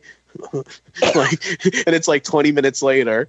And then he said, "I'll call you in the morning." And then he said, "I'll call you in the morning, sweets." So what was that? And how does that work? And just like Robin Lord Taylor screams, "Ah, na, na, na, na, na." But yeah, the whole Marina Baccarin chemistry thing. I do think that they have chemistry, but like it's just very, and part of it is the Jim Bab shipper in me, but the other part of it is it's very, very hard for me to like buy them getting together after everything that happened. Especially like I feel like the show did a lot to like close Separate the book them? on their relationship. Yeah, like last season they like say goodbye to each other again, and obviously like they're still going to see each other again, but I really thought that they tried to close the book on the relationship. A lot of people on Reddit are like, how dare she, you know, like, how dare he get back together with her after she slept with Ed last season? Because Ed, like, was the one that framed him for murder. It's like, yeah, that is kind of messed up, but, like, Gordon's not blameless in this, too. He slept with Sophia and he shot Mario. And, yeah, he shot Mario to save her life, but, like, intellectually, that's, like, a thing that you can understand, but emotionally, you're going to feel differently about your ex-boyfriend showing up on your honeymoon to shoot your husband. Yeah, your ex-fiance, who you were still in love with when you married your husband. Because when she got on the touch virus, she was like, it showed me I still love you. Now join me in my darkness. And the funny thing is, like, there's still, like, I was telling this to Don, there still technically is a warrant out for her arrest, because she was arrested for, like, robbing those banks, and Nigma broke her out during those, like, Jeremiah riots, and then she was back in the Narrows, and she got stabbed, and the bridges blew, but, like, technically speaking, like, there's still a warrant out for her arrest, but I think we're sweeping that under the rug. Like, it's not like she killed anyone, you know, or anything. Well, except for when she did kill people. Are we really going to arrest her during No Man's Land, though? I feel like that's something to come back to later, if you want to. That would be funny. Like, No Man's Land Something ends. disappeared. What files? Exactly. What files are you speaking of? That would be funny if, like, when No Man's Land ends, like, the government's now open. Gordon, like, immediately handcuffs Lee. You're under arrest for robbing the bank with Enigma 2 years ago. Like, Jim, we just slept together last night. I know, but it was No Man's Land then. Now you're a dirty crook, and I'm going to see you pay for all the crimes you did. Alvarez, take her away, and don't bang her head this time. Oh, God. Yeah, because remember... Yeah, I remember we, like, had to rewind that. As for Jim and Barbara here, I feel like, and I said this last episode, that, like, he is right to be concerned about her ability to raise a child, but on the other hand, too, I think she deserves a little bit of credit as, number one, that is her child, so, like, she deserves some sort of say in the matter, and number two, she has been nothing but helpful to him, like, this entire season. And he's given her, like, no credit for it. And then he'll sleep with her and then still, like, be like, you're a horrible person, Barbara, but you're not horrible enough to fuck. I'm going to say this one time. And one time only. Again, because I'm repeating myself. Just because you have a baby and you carry it to term does not mean you can raise the baby. Doesn't give you credit over the baby.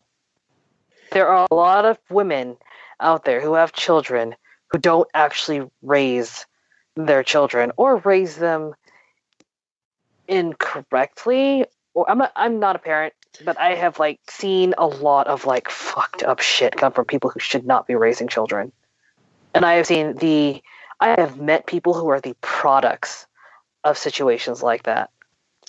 That is true. Lay down is she gonna, like, this is probably what they're gonna do. They're gonna have her lay down everything and be like, yeah, I'm gonna be a normal housewife now and raise this child, which is, like, the exact opposite of everything that they've done this entire time. That's what it feels like they're moving towards. It's like, no, bitch, you were in a insane asylum. You tried to murder people. You did murder people. You've robbed banks. You've, like,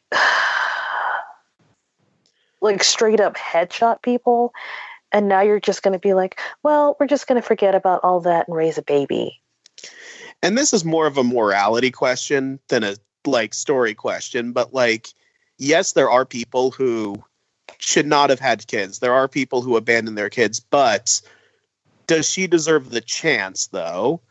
Like, if she wants to give this a go, should she at least have the chance to do that? Does she have the right to? Okay. No. Well, that's an interesting thing because we're talking about like genuinely a criminal in the city, and like one of the most notorious criminals in the city. Their right to raise a child. That's a story element that I've rarely encountered, and we're saying no. Is this straight up because we don't like the character, or because she's too dangerous to own to? I feel like, how would you compare that to Penguin and Martine?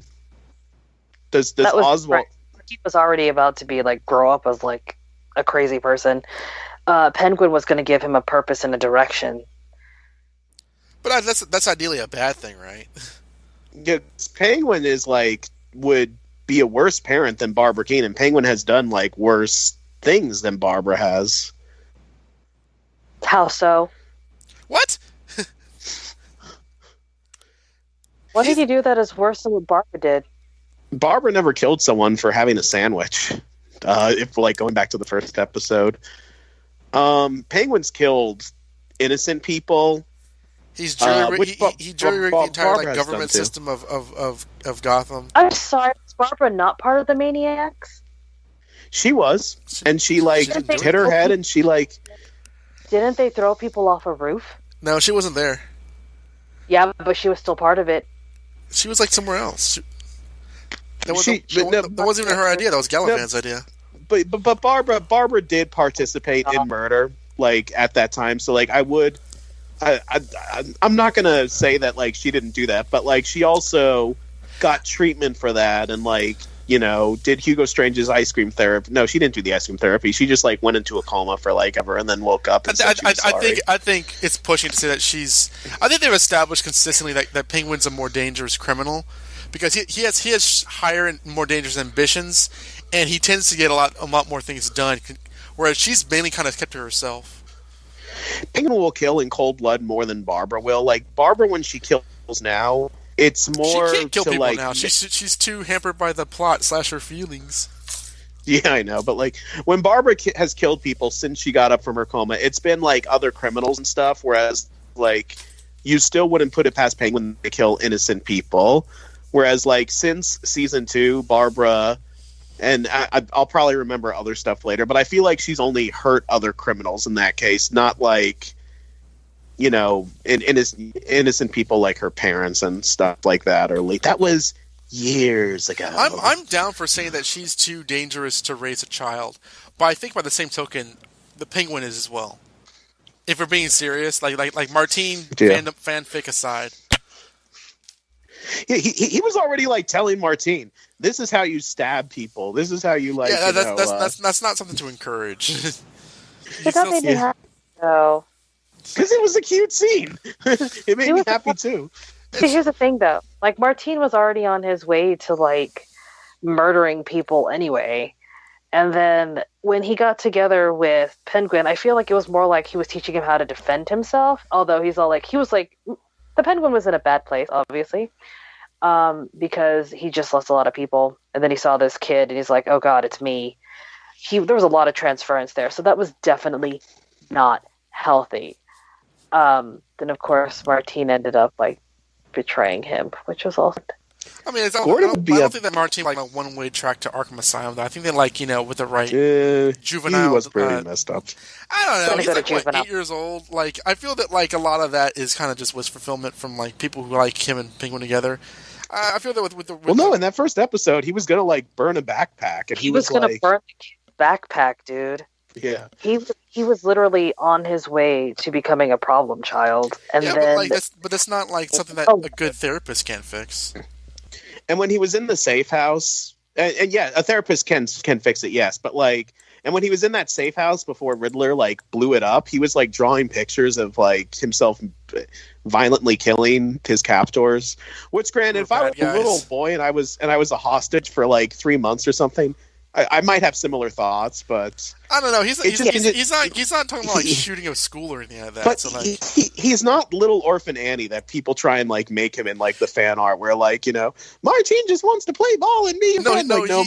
He's not. But like all that violence is very specific towards his aggressors. He's not like a Columbine kid who's going to just attack innocent people. And I think that like didn't they try to shoot people just because they felt like they were being bullied and stuff, or was that a different school?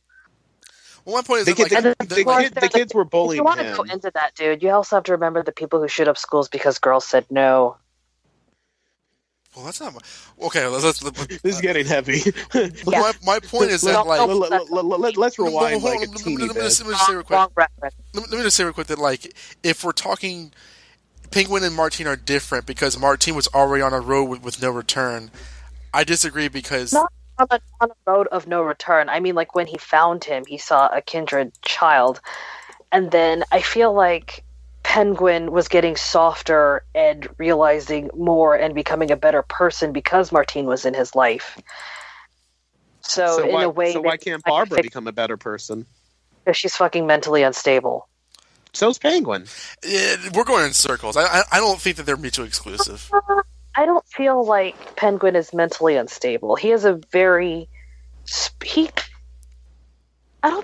Wait, has he? What has he done out of character? Well, I wouldn't say out of character, but like he killed Isabella because he wanted Edward's love. That is like that's not saying Isabella was not a rival crime lord. Isabella was not any danger to his. Isabella was taking something away from him that he wanted. Right, but that's the point there. Like Isabella was like not another crime boss, or like she wasn't a member of the League of Shadows or the Maniac. She was a civilian that Penguin hurt because Penguin did not handle the situation like with Edward like an adult. Was his mom still alive at that point? His mom was dead. Yeah, so... And I'm pretty sure his dad was dead, too. Yeah, his dad died in season 2, yeah. Yeah. So. Oh yeah. Penguin ate his siblings after cooking them. Let's not forget that too. But he didn't eat them. He licked the thing and then put his finger in his mouth. I remember because I rewound that like 3 times. He fed them to their mom, which is still insane. But he did say something to the mom that indicated that he had a taste too, because he says, "I was trying to get the flavor just right, and like, well, the first time I tried it, or so, like." He said something indicating that he had sampled it himself. I thought he did that for shock value. And he might have. And when I said that to Robin Lord Taylor and Cameron Bacon-Dova at like the press thing, is like, I'm trying to remember, like Cameron said something like, "Oh, Penguin's not that bad." And I said, "Didn't he eat his family last year?" And she like face palmed. She's like, "That's right." And like Robin Lord Taylor didn't correct me. Well, okay. Are we turning this conversation of Barbara wants to be seen as fit enough to raise her own child, and Jim doesn't agree, to who's a better character, her or Penguin? Because is that what's happening? That is true too. It is a rabbit hole, but I guess I will say here, since the beginning of the season, Barbara has done nothing but help Jim, and he used her for sex. That was a consensual moment between them, so like Jim made that decision too. He decided she was good enough for sex. He's decided she's good enough to hide out at her nightclub. Here's the whole thing, though, dude. And she's been helping him. She did, but he didn't say rape. He said homeless sex, and like dove right in. He was also really drunk. He knew what he was doing. Her. I don't know if he was like, "Oh, that." Yeah, he knew what he was doing. But what I'm saying is, I think he should give her a little bit of credit for making an effort this season. He can have his doubts about her as motherhood, because that is his child, and like that is his right to have those doubts. But like, he has given her zero credit for trying, including like hiding out at her nightclub last episode as she's bandaging him up, and him being like, "I hate you so much, Barbara. You're never going to change. Oh, by the way, thanks for letting me stay here while people are trying to kill me and bandaging me up, and the sex you gave me 2 episodes ago." I don't understand why the sex is such a huge deal, other than like the pregnancy. It's like, That's yeah, pretty much we it. boned her on this desk. It's just like, yeah, I boned a lot of women on this desk. But it's degrading to have sex with someone and then tell that person that you don't value them as a human being. Depends. What do you do? What do you mean depends? This is. Have you ever heard of Tinder? I have, but that doesn't mean that it's not degrading. You can have sex with anybody and just say like, they could be like trying to hit you up, and you're like, "Yeah, we had sex. Why are you Okay, still talking Jen, but to me?" the show clearly isn't playing by that line of thinking. I know. But Jim just swipes on. What is it? I was all like, what? Is swiping right saying that you want to bang the person, or which one is the right. pause? Okay, Jim just swipes right on every single profile and says, "Now I wait." Basically. Thanks for signing me up for this app, Lucius. I was trying to sign you up on LinkedIn, Gordon. You forced me into this. Lucius would use LinkedIn. Oh my god, he'd be like the only one on the show that would be on LinkedIn. But here's the other thing. Jim has been very, very clear about how he feels about Barbara the entire season too, and she's just constantly I don't know. It feels like they're trying to wedge her in my opinion. Like it feels. I wouldn't argue with that. Everything about just like every season since like the ogre episode, it feels like she's being wedged in like. It's a round hole and she's a square peg, and someone's taking a hammer and trying to force it in. That's what's going on. Because she literally has no other reason to be in this season other than to get pregnant. Because she just shows up, leaves, shows up, leaves, shows up, leaves. And there are so many beats that they could like basically fill in with other people, but they're taking time away from other storylines and possible other solutions just to make sure she's still in the show. Which they do every season. I wouldn't argue with that, but I mean, I'm just more about Jim's treatment of her. But I think that we exhausted that talking point, unless there's more to Because say I'm about going it. back to my tried and true. Well, no, because it would Pointless. just be me. It would just be me repeating myself from here. Like, but Jim had sex with her, and he's not treating her like a human afterwards. And then you saying, yeah, but she doesn't deserve it, and Yep, he doesn't have We'll- to treat her like we'll a still- human. she's carrying his child. So Listeners, what do you think? I'm actually really curious if like the listeners want to like comment on this episode or like say I or like don't understand email. why somebody carrying your child suddenly changes your opinion of them. It doesn't. It doesn't have to change your opinion of them, but if someone's carrying my child, I feel like I would at least want to respect them, even if I don't like them. I would try and respect them as a human being because they are the mother of my child. I don't know if like changing one's opinion is one thing, but like if let's say you slept with somebody, you knew they were pregnant and they died and like you didn't care. I don't think that's normalized behavior. Maybe in fiction, but not in like either well-written fiction or real life. I'm not gonna say if they would die, you wouldn't care. I mean, you have baby in there, but I'm just saying, like, ugh. Who would be a worse parent, Jim or Barbara? Because I don't know. I don't know. Well, that's the thing that kind of pisses me off now. Is it's like we're joking about Jim being an awful father, like whereas in the comics he's one of the best fathers. So it's like this is the plate of food we're given. Oh God. Yeah, he was a good father to Barbara. Barbara Keene in the comics, actually, by the way, was a horrible mother because she like abandoned her family. And even like before then, like in the continuity where Barbara Keene is Barbara Gordon's aunt and she adopts Barbara with Jim, when she leaves Jim and takes like the boy kid with them, that like her biological son James Jr. with him, she does not like continue her relationship with Barbara Gordon as like mother and daughter after adopting her. Like, she doesn't visit Barbara after the Killing Joke when Barbara gets, like, sexually assaulted and photographed in her own home. She doesn't visit her when she's crippled. Like, there is no, like, mother-daughter relationship with them. And, like, that could have just been the writers. It absolutely was the writers, because the writers weren't even, like, sure, like, if Barbara Keene was alive or dead. And, like they kept on contradicting it, because there's, like, comics where Jim and Barbara Gordon are visiting her grave.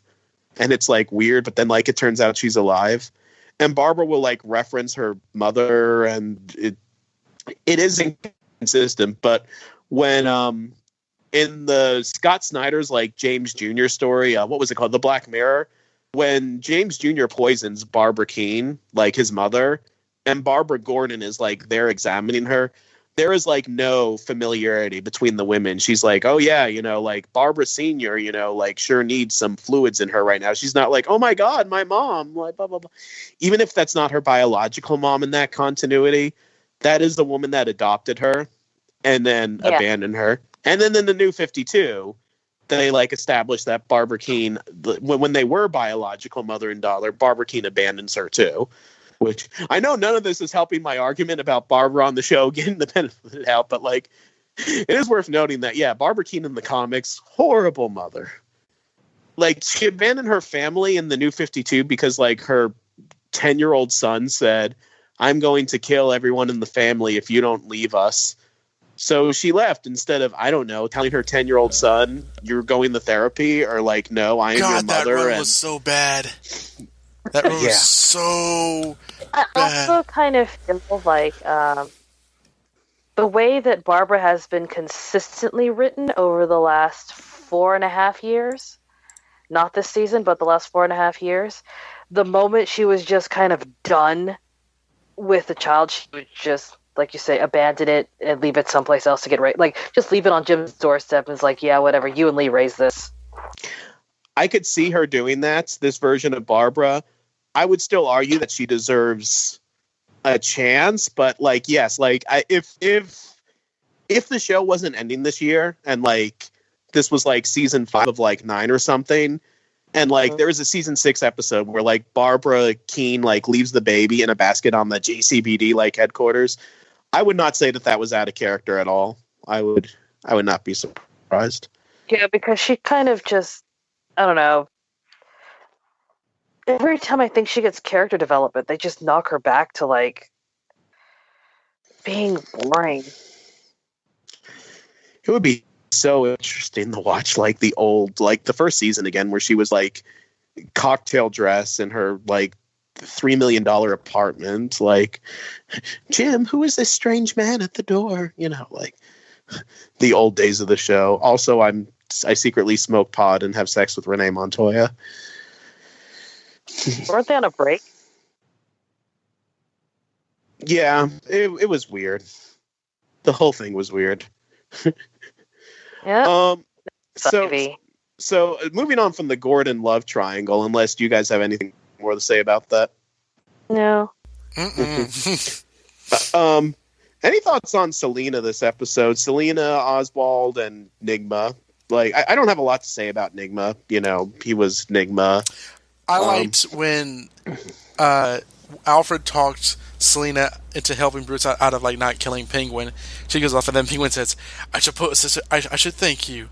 Well, you could tell me where the green room is. Is that, or help me to the place? Is that way? Then he just goes off like a douche. I thought that was great. That was adequate.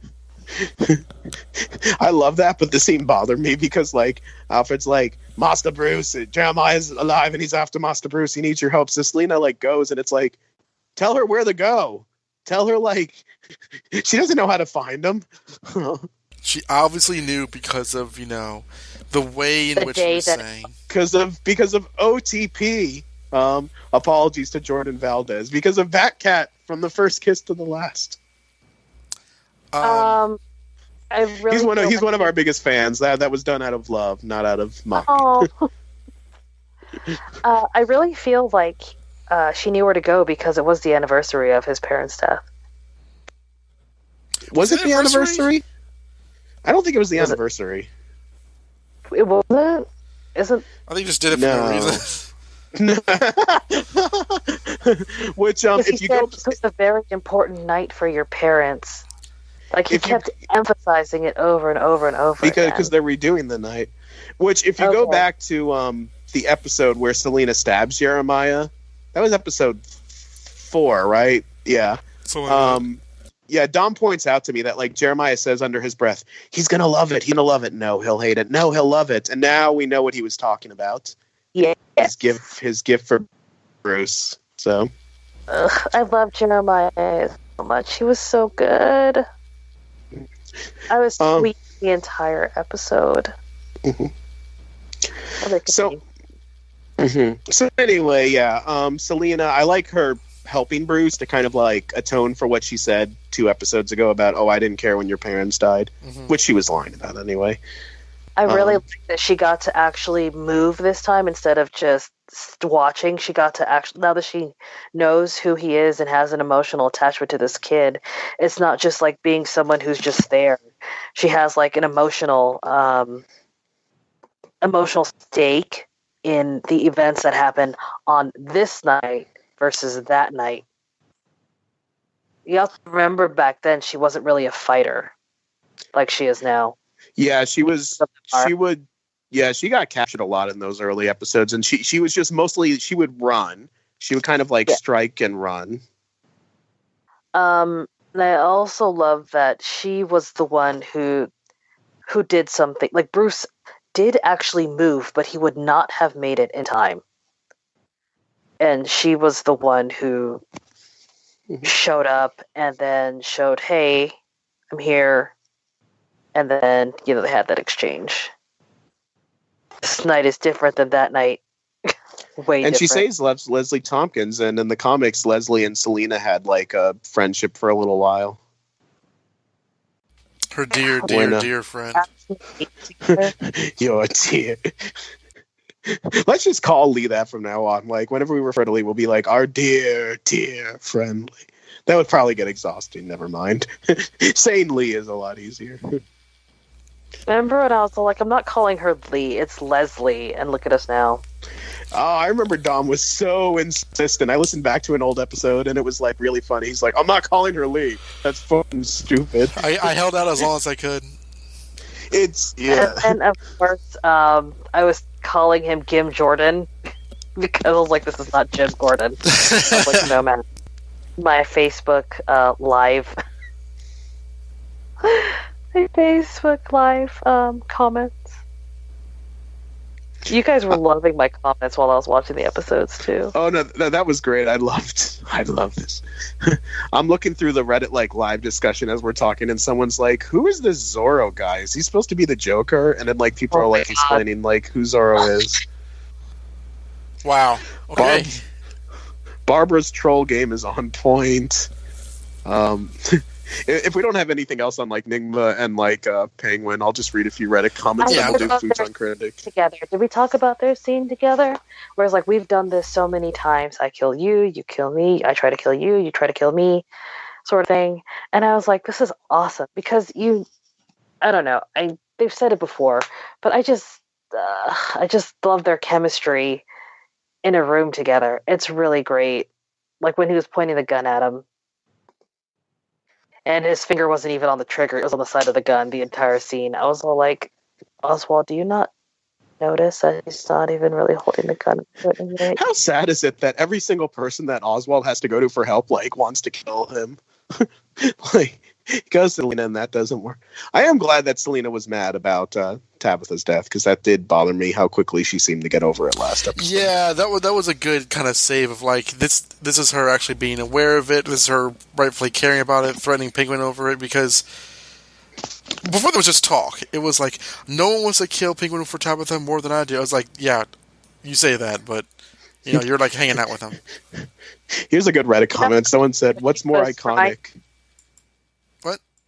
Oh, go ahead. Yeah, but also she was trying to like maneuver her way around. You have to like control your emotions. Mm-hmm. Here's a good Reddit comment. What's more iconic? Jim Gordon's GC, and they like spell it out, GCPD, or Bruce Wayne's Jeremiah? I'm still saying GCPD because of... Yeah, for this show, it's GCPD. It's said more often. The origin for Batgirl... There's also a final time I can complain about, you know, they're just so familiar. Jeremiah! Not like Valeska or whatever, but, you know, the J thing. Wow. Someone says the origin for Batgirl is a bit cooler than the normal one, which I like. Jan brought up like one of our last episodes. She's like, isn't her other origin the fact that Jim Gordon slept with his brother's wife? And it's like, oh yeah, there is that. Yeah, it's not really her. I'm just saying, have like the best origins. Someone's guessing that Alfred is secretly Clayface in disguise. Thomas Wayne has a mullet. His parents are like gray-haired people. It's odd. It's an odd casting choice. Someone says Alfred is a clone. Man, people really thought that like this was not the real Alfred. John Wilson. Well, you remember that one time? He got hypnotized into thinking Alfred was like dead, and it was some other guy. Yeah, that was in One Bad Day. Yeah, so I could understand why people thought it was someone else in this one. I thought it was someone else in this one. I was like, I wonder where they're keeping Alfred. And then he's like, oh yeah, he's hypnotized. I was like, oh, okay. Nice to see Edward finally using trigger safety with Oswald. It's like he's just pointing the gun out of tradition at this point. Remember I told you? Yeah, that's just what you just said. That's why I read that one. Someone says, petition to turn Jeremiah's Mask of Zorro into a full movie. And then someone responds with trilogy. Yes. I would watch it. All right. Yeah, now they're talking about the trailer for next one. Anyone want to pull up Futon Critic? Okay, let's see. To it so I can watch it. Oh yeah, the trailer. Oh, Jan's gonna be mad about the trailer. Never mind. I'm not saying it either, but I don't have to. The next one's called... Someone says, they end it there? Nothing shocking. Oh, I love this reference. Someone said Michael Scott's dinner was still more awkward. My favorite episode of The Office. Okay, here we go. So I'm looking at you on Facebook. Okay. Pulling it up on my Chromebooks. Man, everyone is making a certain prediction. What the... I've not seen this episode before, Josh, so like... Huh? I told you about this. Why? Maybe God will forgive us. That's why I said, like, Jan's gonna hate this. There's 2 Barbaras. I saw that. I was like, what the hell? I told you about that when You I did tell me watched about this. Yeah, I forgot about it. it. I'm the real Barbara. Remember after, like, Penguin's umbrella, after I got kidnapped, when I, like, went away to visit my parents for a while? Well, after... I've been with them the whole time, and now, like, I'm back. What's been going on, everyone? Guess Okay, so what? the You next- were Clayface the entire time. Say what? You boned Clayface the entire time. He impregnated Clayface. Okay, so next episode is called Nothing shocking. Nothing shocking. Bullock's past comes back to haunt him when he and Garden investigate 2 murders at Sirens. Meanwhile, Bruce and Alfred explore the tunnels beneath the city, and Penguin Enigma's plans to escape are thwarted by the least likely of suspects. In the episode Nothing Shocking. And it only gives you 1 guest star, probably because it's really weird, because, like, there is another guest star that's, like, a big spoiler, but, like, they already publicly announced that in, like, their photos. Dan Hedaya as Dix. I will say, watch Penguin. This episode is a sequel to Spirit of the Goat, though. You should watch that before watching this, because it touches some of the Bullock stuff. And this episode is also one of the last ones filmed. Like, they filmed the finale, and they filmed, like, a few episodes before the finale, and then, like, they announced, oh, you guys have 2 more episodes that you can do. So this episode and the one after it, they are, like, extra ones. So it'll be interesting to see, like, when you're watching it, if you could kind of tell that this is, you can't really advance the plot in certain ways. Filler? You can't. Yeah, like, well, will it feel like filler? That's the question. But, like, we used to call them the wheel spinning episodes, but, like, the series had already finished. Like, they hadn't wrapped for good. Like, they were in the middle of filming the finale when, like, this was announced that they can do this. And the writers had said that they had, like, a plan in case they got more episodes. So it's not like they just came out of this out of nowhere. But for the original plan of the season, this episode was not in there. And this episode was, like, done after they filmed, like, the series finale. So it's interesting to watch it with that in mind. So, but let's talk about them 2 Barbaras. No, we're good.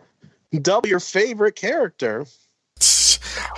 I don't know which one to shoot. Shoot Fluxo. Shoot Flux. Be safe. I must shoot them both. That's one way to get out of 18 years of child support. Okay. Okay. Let's bring this. Let's bring this drunken train to a halt. Wow, Josh, what is wrong with you? He's watched 5 seasons of Gotham. I was fine. Yeah, I was normal before this. I was just talking about the brand, Spider-Man's, like, Silver Age girlfriend, and why I was angry at her for existing. Now I make fun of homeless cops. Who knows what kind of man I'll be after this show is over. Why do we hate Betty Brant again? She was a hypocritical girlfriend, and she cheated on her boyfriends, and she did bad stuff. Does she still do this? Yeah, not as often, because she's not the focus of stories as often. Does she continue to do this? That's a good question. Yeah, like, not as... Did she become a better person? Or is she just, like, is there going to be 2 of her in the next issue of Spider-Man? Has she been cloned? She's not been cloned. No, she's not been cloned. She left her husband on their honeymoon to be with her ex-boyfriend. Named Peter Parker. Yeah. And then when that said husband and her, like, reconciled, she cheated on him with somebody else. And, like, she came home one day and, like, he was, like, packing the bags, and she's like, "Where are you going? Don't you care about our marriage?" And he's like, "You're cheating on me with a guy in jail. Why are you saying that I don't care about this marriage?" And he's like, I'll make you a deal. I will stay if you look in the eyes and say that I'm the man that you love. And she like doesn't look at him. And he like gets in the cab like, okay, bye. And she's like, I do love you, but it's never enough.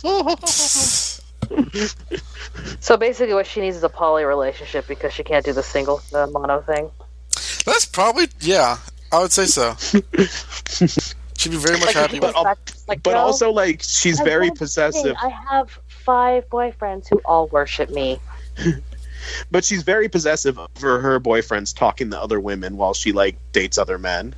She's like, you're, like, why are you sitting next to that girl? It's like, because we're in class and she's in my class. We're like, literally classmates. I have nowhere else to sit. Like, you're cheating on me with her. I've literally never cheated on you ever, and you're cheating on me openly right now. That's not the point, Peter. And all of a sudden, it's like we're doing Amazing Spider-Man classics again. So until next time, this is Josh. This is Don. This is Jan. And get ready for Double the Barbaras next week on the Gotham Chronicle podcast. There's a lot I of hate you so much. there's a lot of Barbaras in this.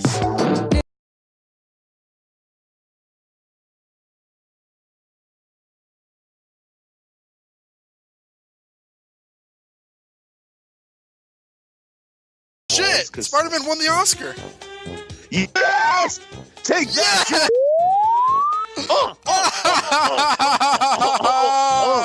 Wait, who? This racist asshole who boycotted the movie because Spider-Man's black.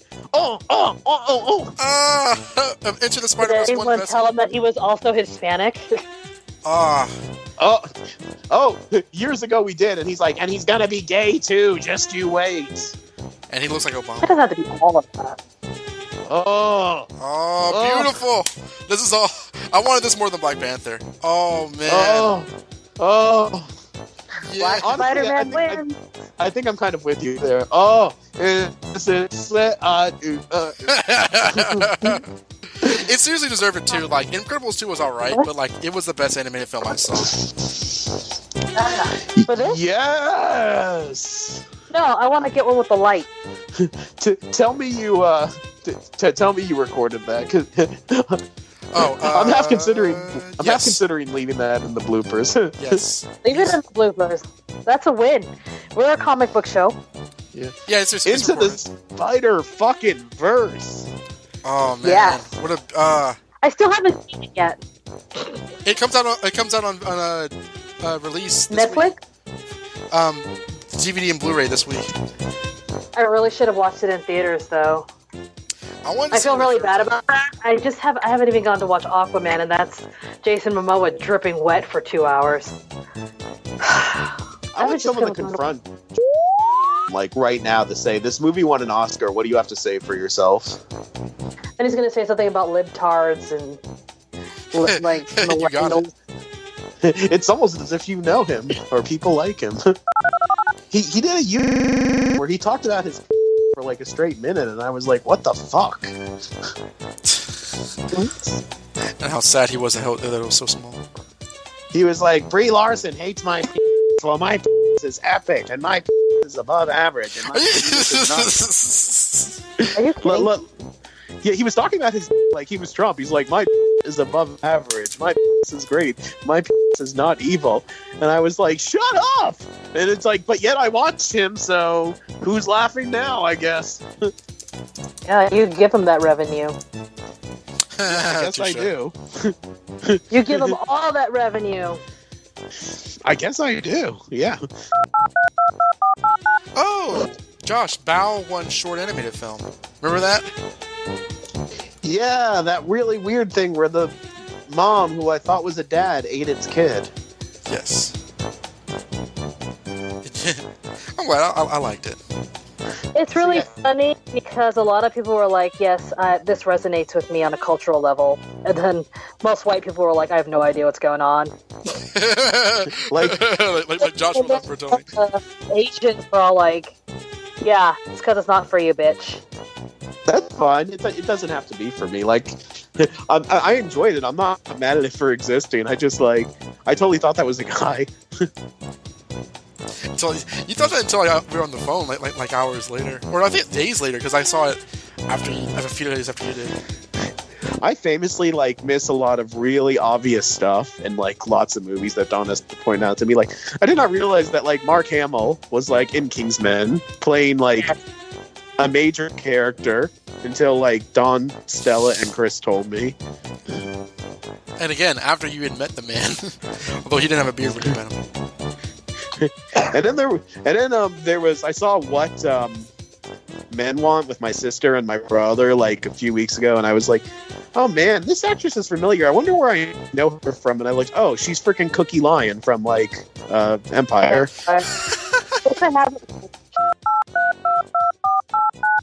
And There's going to be a social you revisitation. That's what's going to happen. It's going to be anyway, oh my god, that scene with Barbara. Oh my god, Black Panther won the Oscar. It's what about Barbara? What about Barbara? Wakanda forever. Wakanda forever. That's where Penguin's submarine with Riddler and Barbara winds up.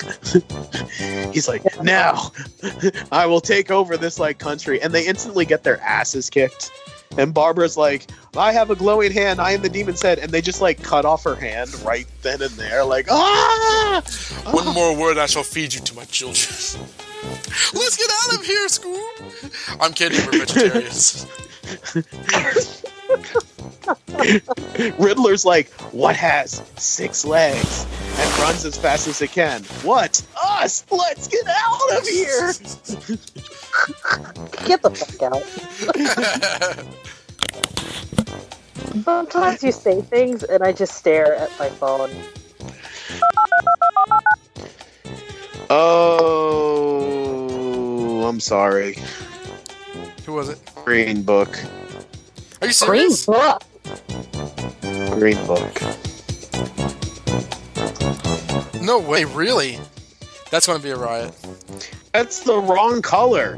It's not Green Book, it's Black Book. And by book, I mean Panther. Seriously? Are you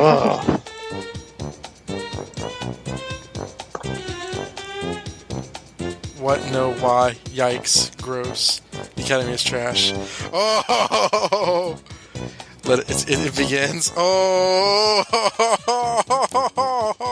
You know what? At least it was nominated, and at least Spider-Man won. I'm not thrilled, but this isn't when Trump won the election, where our lives are. No, it's not like when Trump won the election, and Mahershala rocks. But I'm watching the responses pour in on Twitter, and everyone I know and care about is having none of this.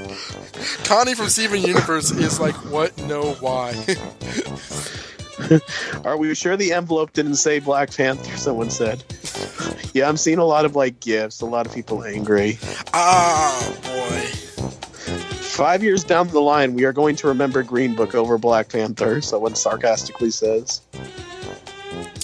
If, because I saw Black Panther, Vice, and Black Klansman, and I liked all those movies. I think Black Panther would have been a better choice in those movies, but Green Book, all I heard was that it was such a, white savory kind of movie that, it was kind of, it was of a Crash-esque kind of choice.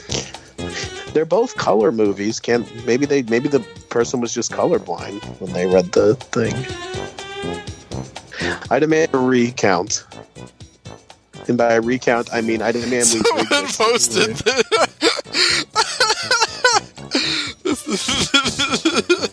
Oh man, this is fun. This made me laugh. Someone posted that GIF. Okay. Oh, okay. Let me check the window. What the fuck? Out of all the pictures that could win. I know. Really? Because he already won Best Supporting Actor. Oh man. That is disappointing. Wait, so Mahershala was the supporting actor in that film? Yes. Jesus Christ. Her name I can't say? Mahershala. Oh, that is disappointing. We were to think we've already lived through one Crash. For God, That thing that you posted, like my browser's being slow loading it, so let's see. This person has like a Muppet as their avatar. A hippo Muppet. Okay, Oscars. maybe he will, but we won't deserve it. Will God forgive having us? a stroke. What? Nothing's to happen, David. Oh God. All right, where's the vat of acid? We're all gonna jump in after Jeremiah now. Yeah, sounds good. Green Book, more like the white pages. Wow. I am enjoying the salt. The salt is cathartic. Ugh. There's like so many. Nobody's having This is this. so upsetting. This is so. Two crash, two. Ariana Grande says fuck. Then she said bullshit. Then she says literal bullshits. Ariana Grande's not happy. If Black Panther, if Black Panther and Spider-Man got shut out, I would have been bad. But like, you're right. At least Spider-Man won. If one of them had No, to my win, friend put up a picture of Into the Spider-Verse and said, "Suck it, Disney," and I put, "Marvel is also owned by Disney, FYI." Still making money. Oh man. okay, apparently that was a fake Ariana Grande account that said that shit. Because I just looked at her real account to see if she was still being salty. Someone and she hasn't put posted like anything in hours. Green Book over Black Panther is like the Electoral College versus the popular vote.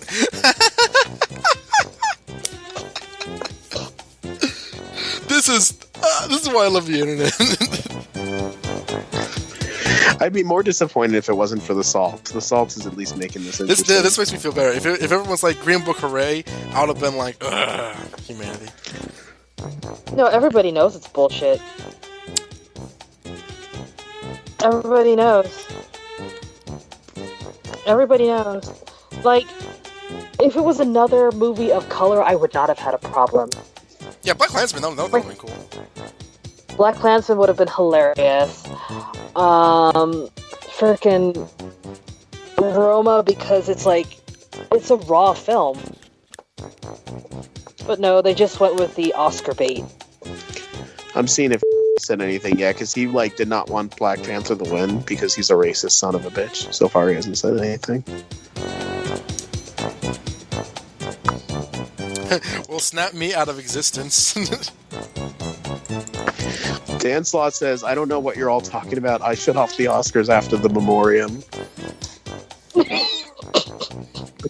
Smart man. Someone says, check the envelope again. Maybe Moonlight actually won. I understood that reference.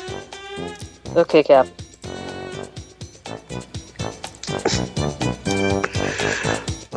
Somehow this... We have to take like a whole minute to sit here and process that the movie that deserved the Oscar didn't get it. I should leave like all of this in, not like For posterity. yeah, like just like plus here the Gotham Chronicle like podcast cover the Oscars. It'll be like that like those like 3 months of the podcast where we covered the election for some reason. Like Just put it in the bloopers, just like us being like really sad. yeah, like this is all like this is bullshit, but then like in the background it's so it's like, oh, they're not really angry. Bulk and Skull are playing in the background. Wakanda forever! I'm disappointed, but again, the salt is really making this thing easier to swallow. Somehow this is Gordon's fault. As he puts on his director's beret. I actually like his episodes though. Have we seen his directed episode for this season? Ben, and then we know that and we have this crazy idea of how Gordon is. So whenever Ben writes, we get like 90 times that, and it's like he wrote the last episode that they filmed, which is going to be it's the last one filmed, but it's not the last like episode. That one airs the week after this coming week. So, We have 2 And it- episodes left? say what? We only have 2 episodes left? It's the last one produced, not the last one that they're airing. Oh, okay. So, like, there's going to be 3 more episodes after that one. So we have 5 episodes left. But the one, so this is episode 7. Episode Oh. 9. Episode 9 is written by Ben McKenzie, and it's another like Jim Gordon is the worst person in the world episode. Hold on.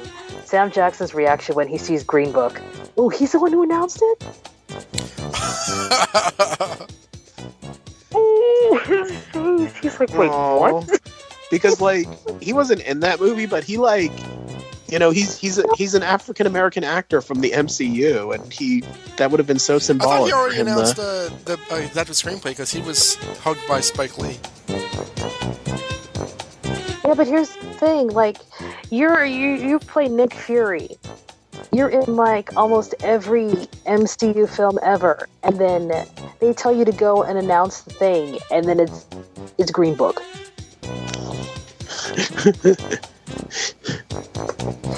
He's genuinely surprised, you guys. Like, here, do I have Skype on this thing? Wait, Jesse Garrett said a Sony Spider-Man film has won an Oscar. I bet Disney is overjoyed. That is the thing, though, yeah, because like it's a Sony film which has been like lambasted for a while now. Yeah. Wait, that's Sony? So it's complicated, but basically, like, Sony makes Spider-Man movies because Disney, well, before Disney bought Marvel, Marvel gave Sony the rights to make Spider-Man movies. So Disney can't make a Spider-Man movie without Sony co-producing it. And this is a movie that Sony made all by themselves without, like, Disney's help. Same thing with. Oh, okay. Yeah, I would His face. you read this and walked away. I would have walked off. He's like, this can't be right. It's like, Looking at, like, his eyebrows, like, oh boy. Yeah. Oh yeah, he's with Brie Larson. That's cool. Oh man. with Brie Larson. Oh God, that is like insult to injury. Oh. They were ready to give it to BP. Yeah. Oscar's so green. Her face. She's like, wait, what? Okay, screw it. I'm not going to edit out the explicit. I can't edit out all the F-bombs. This will take too long to edit. So, like, this is just going to have to be, like, an explicit podcast. Well, when Dawn did it, all the F-bombs were in anyway. After my edit, Yeah. it's just too hard for me to do it. I like to edit some of the stuff just to, like, make it sound more seamless. But, like, for this blooper section, I'm not going to have time to, like, listen and edit, like, this entire Oscar thing to make it coherent. So I'm just going to, like, leave the Oscar part, like, at the end of the podcast, completely, like, uncut our reactions. Oh, I'm so mad. I'm so mad that they got Sam Jackson and Brie Larson to announce this. Yeah, they had this This all. is the biggest move I've ever seen in my life. That sucks so hard. They've got like these Marvel people up there, and then they announce Green Book. It's like, haha, let's cock tease everybody. You might as well say, and to present Best Picture, here is the daughter of Stan Lee. Yes. Me? And the award goes to The Green Book. I wonder if that's why he was surprised, because, like, maybe, like, he heard something in advance that, like, oh yeah, Black Panther's gonna win, like, just a heads up. Like, maybe there was some, like, buzz that, like, it was gonna win, spoiler alert, and then, like... Mike Kaiser said they played Stan Lee in the Memoriam, but the Memoriam was with Superman music. Oh.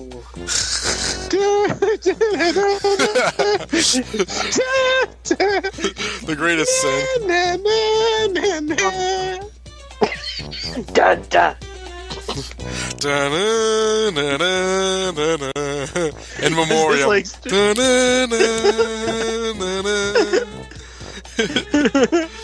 And he cuts to like the conductor and it's Ben McKenzie.